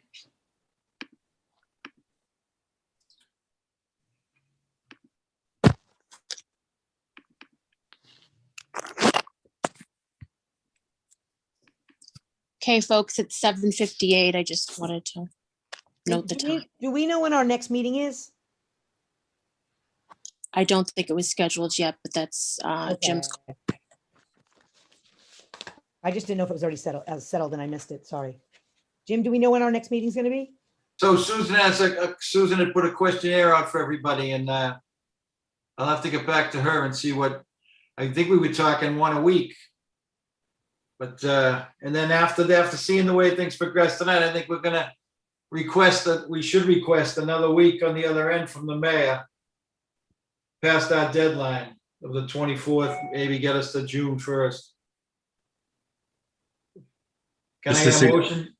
Just a suggestion too. I mean, it would be a real good use of our time if during the week we have some action items that we can approach. I know we can't do public meeting stuff, but clerical stuff like making sure this list is fixed and preparing for how the subcommittees are going to open up. Those might be things we want to hit the ground running next week. Yes.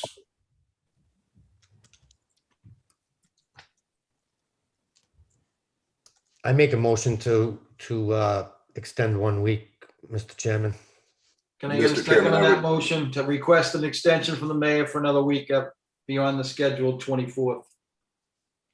Anybody Second. second that for me? Second. Any discussion? Yes, please. Go ahead. One of the things that's important to me is to have this happening in a timeline that can actually sync up to the end of school for this academic year. As the parent of a fifth grader, it's important to me to have a timeline that can actually have the renaming ceremony, what I would hope be part of the end of the academic year. It's something that my daughter is really looking forward to. It's part of why I volunteered for the committee itself. I know that there are other parents of fifth graders and other parents here too that might be a consideration. I'm sorry to intercede, but I don't think that you can make a motion to extend it by a week because the mayor can't make that decision. It would be the school committee as a whole. She's only one vote on the Well, school we want to committee. ask the mayor for the extension was the motion. Okay, well, it would have to go to the school committee for a vote. So we meet on the 10th. I suppose we could try to add it to the 10th agenda if that's We're going to try necessary. and stay within schedule, but we're asking for the other week at the other end because just From a point of order, sir, that's not within our that's not how we've been charged, and what the resolution that actually formed the committee, that's not necessarily how it works. It's not just asking the mayor. We would have to go That's by what I just said, Seth. That's what I just said. It would have to go to the school committee for a vote. It is a school Yep, committee. The absolutely. mayor has only one vote on the school committee. And secondly, if in fact the committee could not come to, could not submit 3 names, I believe by May 24th meeting, that the school committee would, I think the school committee is going to want a name change. I believe it says by July 31st. So I'm not sure the renaming ceremony would be able to take place by the end of the academic year.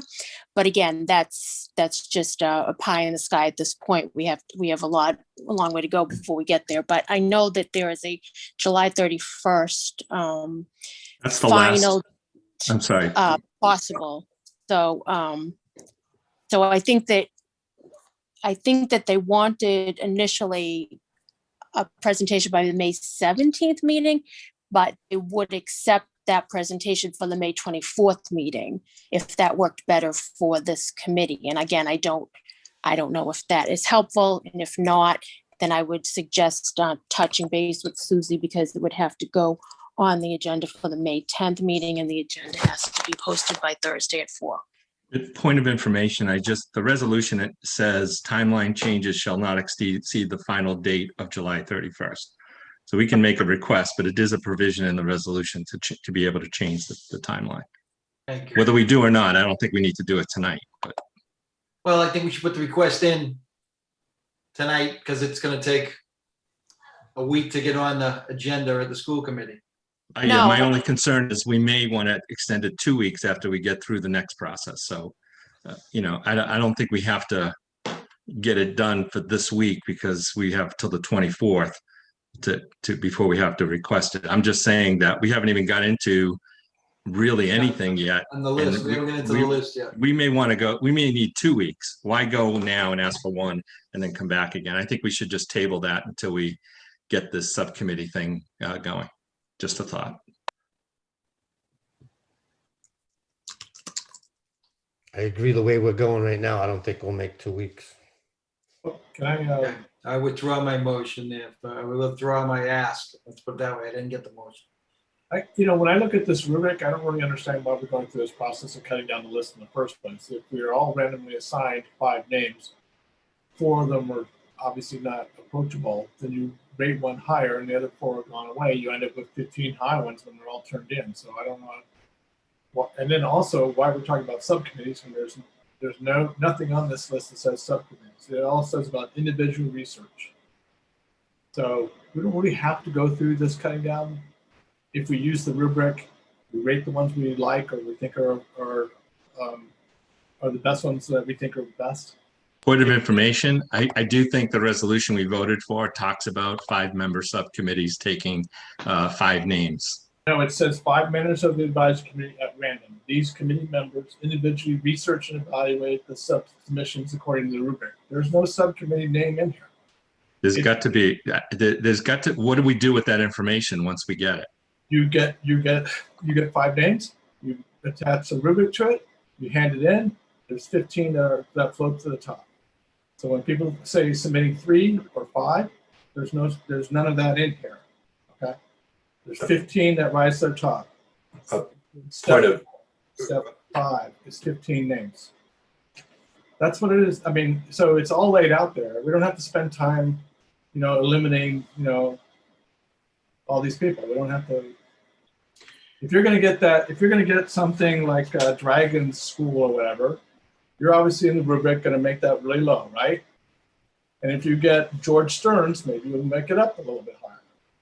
So that George Stearns probably going to make the top 15, maybe not. Just throwing it out there. So that top 15 is what we're going to discuss. Point that top 15 could be selected by our next meeting if somebody just randomly assigns these names.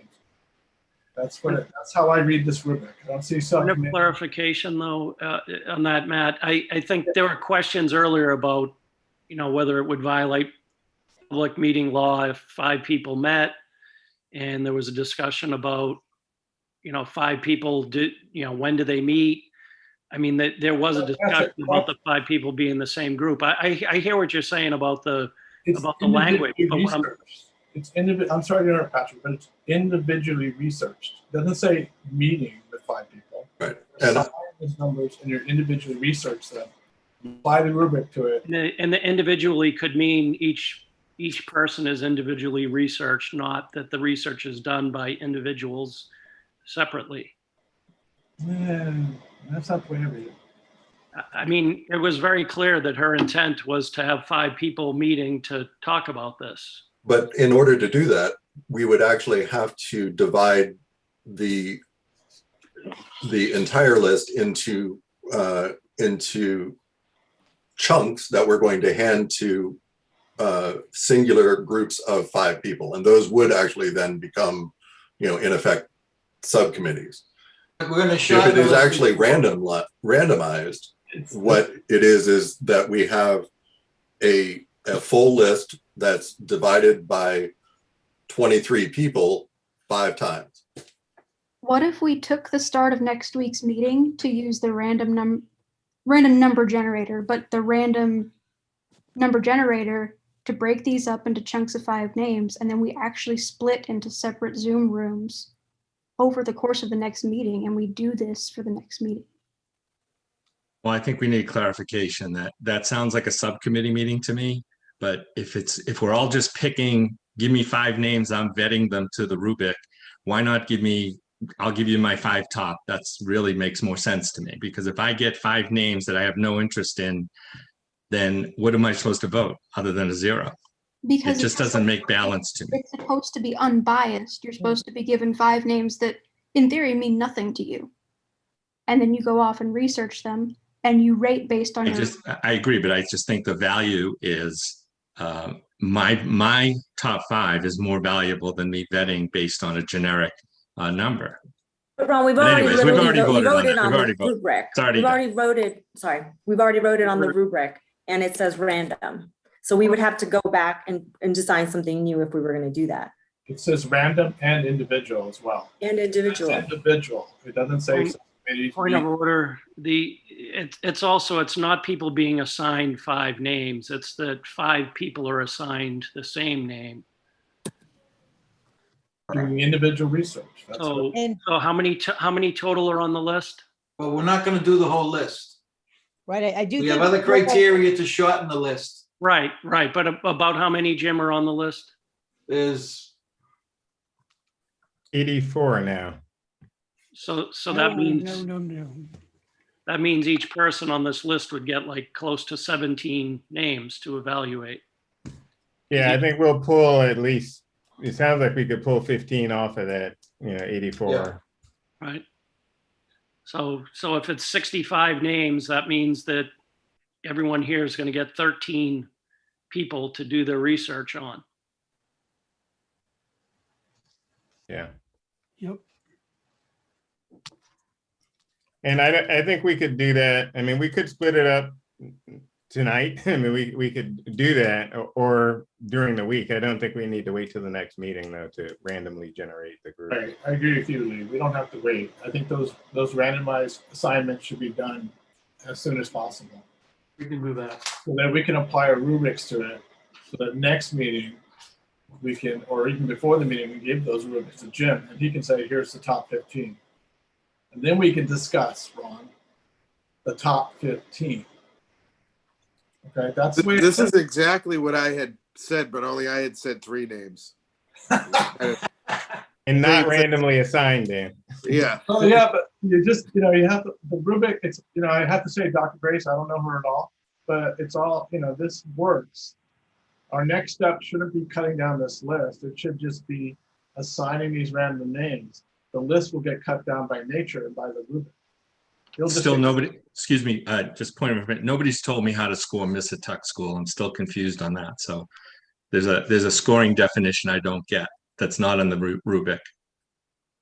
But I don't know how I can score. I also think point of information too is if we can get rid of some of the names, like we've already discussed, that's less names than each group has to deal with. Like why even bother going through the rubric process if we're not going to, if we need to take the living people off. So then we go down from 83 to maybe 70 or something like that. Well, I think we've already tagged most of the living people, and I see Maria has her hand raised. Maria? And you're muted, Maria. You're muted, Maria. I wasn't a co-host, so I couldn't unmute myself. I wanted to ask, I dropped off for a bit, so I was wondering, in terms of our next meeting date, was anything decided? I'll have to get back to everyone on that. I have to see what Susan had put out a questionnaire for everyone, and I don't know what, my proposal to her was once a week. Next Tuesday being the next one. But I'll see what everybody's schedule fits better. I'm available any night myself. So we'll see what the consensus is for the next meeting. I'd also like to talk about how in terms of the randomization of groups and names, I do think that in terms of what we are removing, for example, as we have been doing in terms of vetting living people and some of the more throwaway quote unquote names, I don't necessarily think that that is something that we need to do on a live Zoom. Wait until next meeting. Someone else mentioned that, but I want to emphasize that we do have a timeline. I don't think that we should be at this point already pushing to delay that timeline when considering that this has already been so contentious and there have already been attempts to delay it. And so even if we do need to do some work that is not on a Zoom meeting, it's essential that we do it because otherwise we should not be part of this committee. I would like to agree with what you said, Maria. There's some items that we can, like it's a yes, no question when someone is either alive or dead. And any of the different versions of Christopher Columbus, those are all gone. All of the things that are, the dragons and children, that should probably stay on the list and just get booted through the rubric. I don't think that it's not going to stick to the top 15, but I don't think that we should be making a judgment call. Like if it's a yes, no question, alive, dead, or Christopher Columbus, different version, yes or no, that's a very easy decision. All the other ones, I don't think we need to make a decision about them. Let the rubric weed it out. like Mr. Habstro was saying.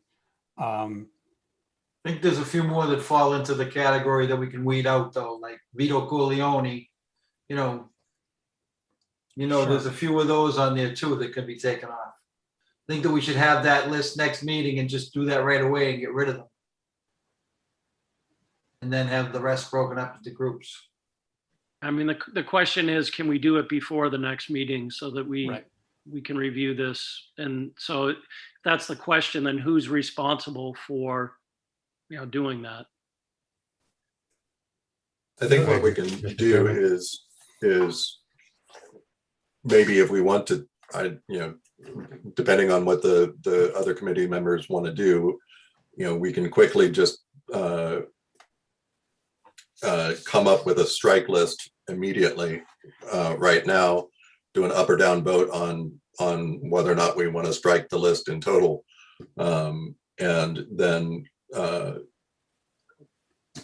if there are living names, for instance, that we miss, we'll have a document that the committee that is available to the committee. We note that we're striking it from that list, and then from an administrative standpoint, the chair or one of the committee, it is administrative, so it doesn't necessarily need to be a part of open meeting, etc. The names get distributed.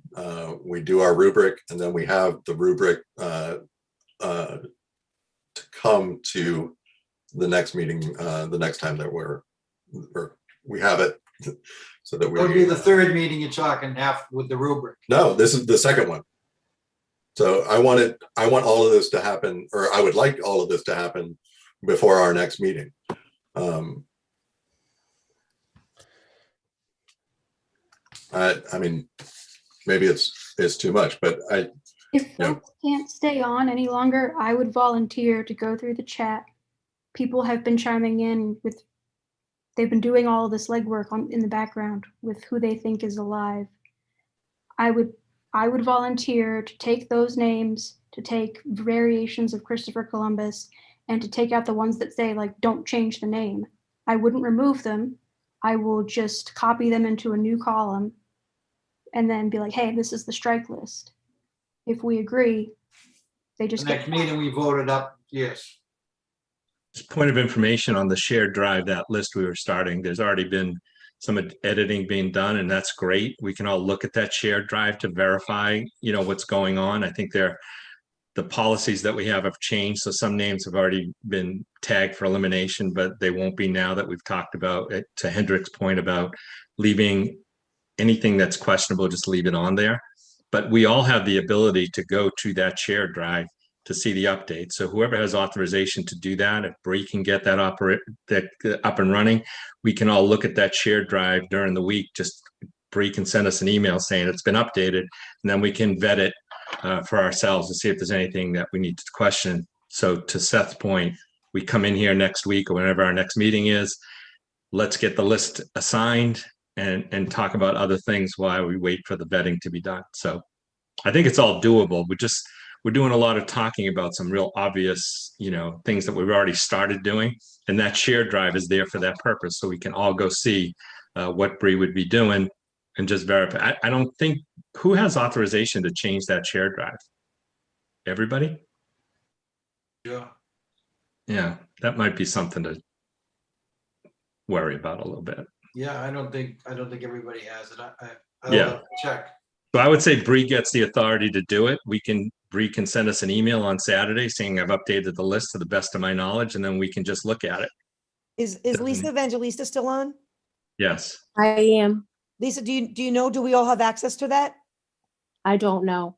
Are you I able to have to find ask out Susie. tomorrow? I've gone through the list and tagged at least most of the names I saw in the chat. So Bree, if you want to double check that would be great. And then I also tagged some of the things that we suggested removing. They're still on there though. So Yeah, it would literally just be like Hendrick was saying, yes or no questions. variations of Christopher Columbus, and fields where people literally said, don't change the name. And you may want to just, Bree, just a suggestion, just highlight things that are being removed and don't actually remove them. That way everybody understands what's going out. I was just going to say the same thing. Maybe color code them red, they have to go or something. It looks like that's already started. Somebody's that's already highlighted them in happening. yellow. So that's good. At least you know what's being removed.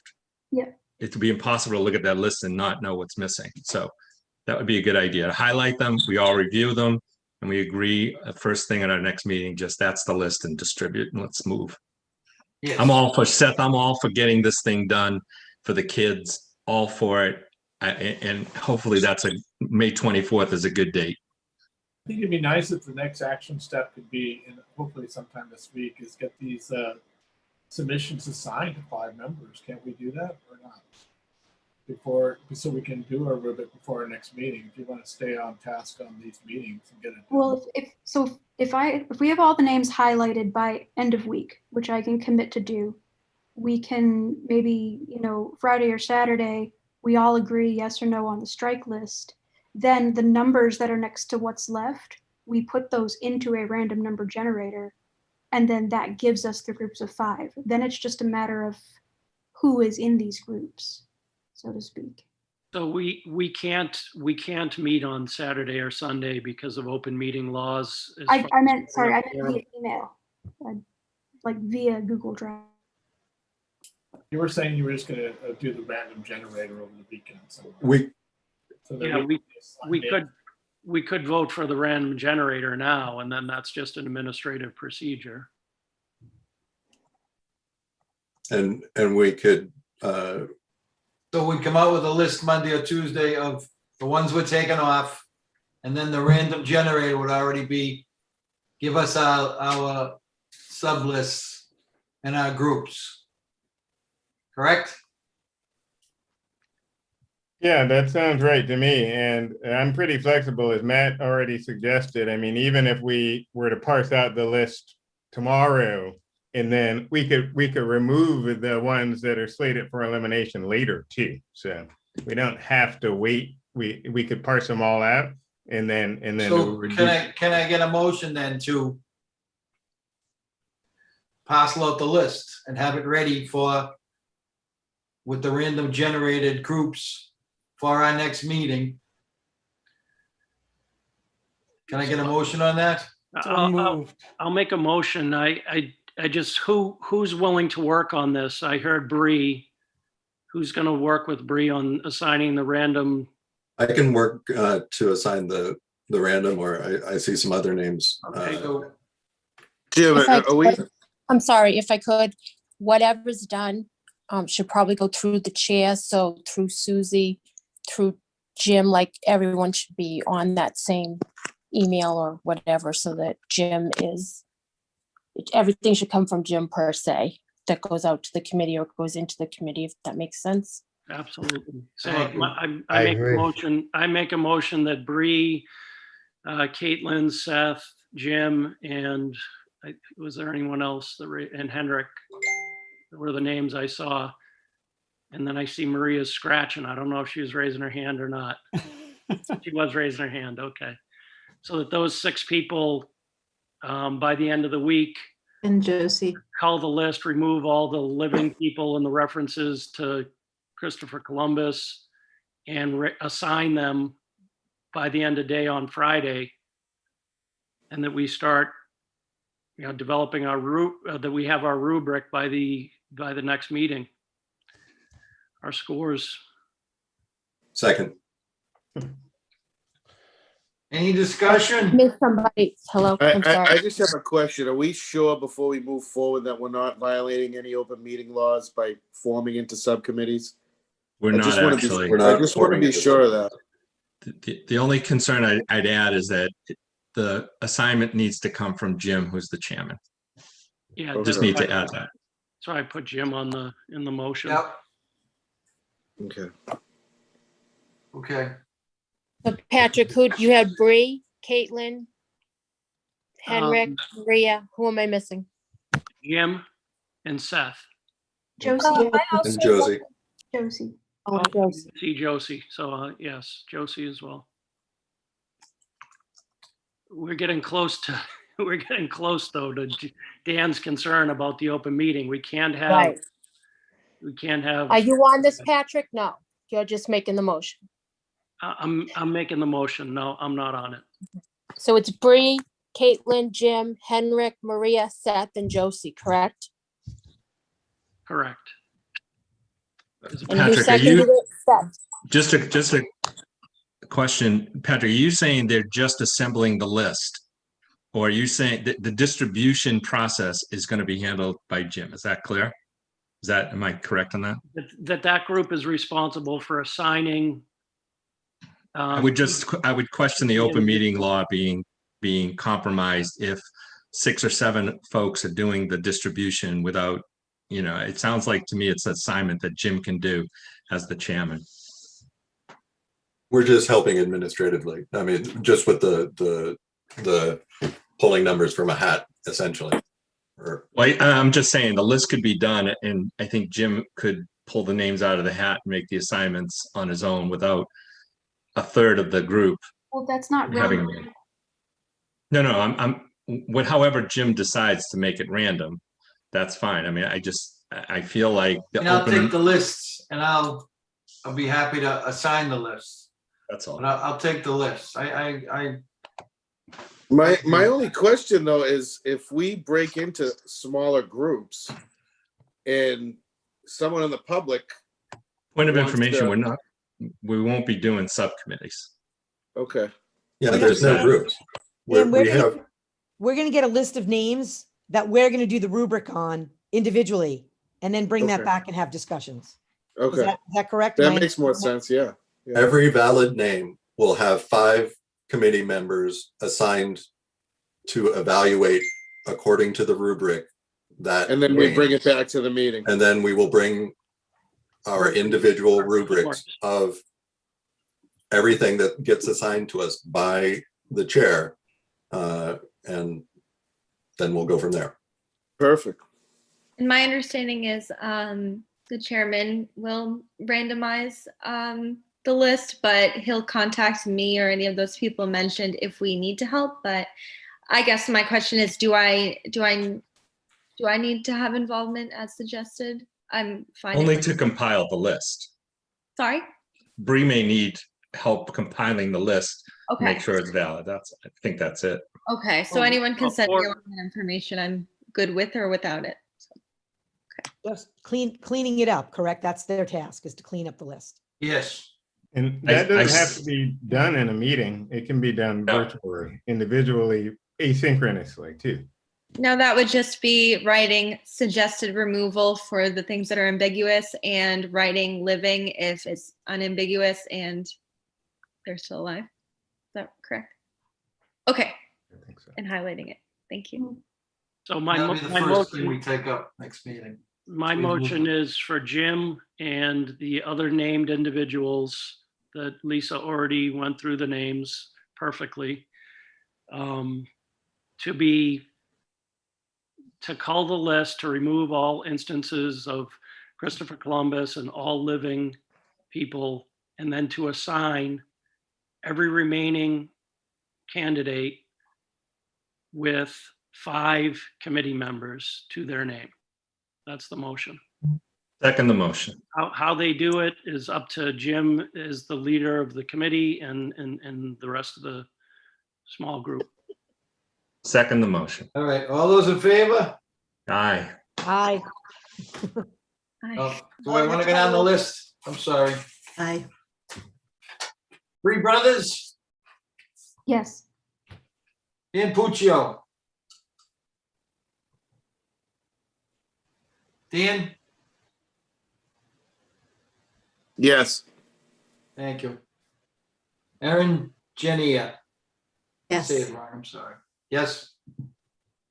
Beth Fuller, Yes. Grace Caldara, sorry. That's the doctor. Oh, Grace had to leave. She left. Okay. Jim Lister, yes. Kenneth Mallon, Yes. Kristen Scalisi, Yes. Laura Rotolo, Yes. Leroy LaFleur, Yes. Lou Topper, Yes. Maria Rocha, Yes. Patrick McCabe, Yes. Paul Donato Jr., Yes. Ronald Giovino, Yes. Seth Hill, Yes. Kathy Kay, Yes. Matthew Haberstraw, Yes. Caitlin Shaughnessy, Yes. Janelle Gollan McKenzie, Yes. Josie DeFore. Yes. Okay. So it was I unanimous. got missed, but I vote yes also. I'm sorry. Who was It's that? okay. That was Hendrik. It was Henry. All right, sorry, No worries. Henrik. Oh, it was unanimous. Okay, so we have our assignment for the next meeting here. We're gonna come back with a list of the people we want to strike off the list, the names that want to be taken off the list, and we're gonna vote that first thing. And then we're gonna have the names that are living, the names that are on any Columbus variants, the names of Vito Corleone, anything that was put on there that's not relevant or has the wrong intent. And then we're gonna break the list up and have groups already figured out who's gonna get, and we're gonna work through the rubrics. So we're not going to work through the rubrics in the meeting though, right? We're going to work through the rubrics before. We'd like to receive it before the meeting.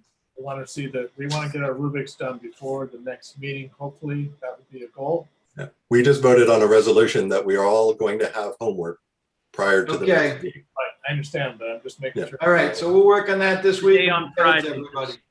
By end of day on Friday is when we should receive, no later than end of day Friday. All right. So our next meeting, we have, so hopefully there's some data cruncher there because we're all going to have scorers for our rubrics. We have to go up the top 10 list. Yes, that was the motion. When was our next meeting, Mr. Chairman? We haven't specified yet. I'll have to get back to you, get an email from Susan. Okay, motion, anything else? Someone like to make a motion to adjourn? Motion to adjourn. Second. I second. All those in favor? Aye. All right, thank you, everyone. Sorry for the any confusion tonight, but we made progress. Thank you, everybody.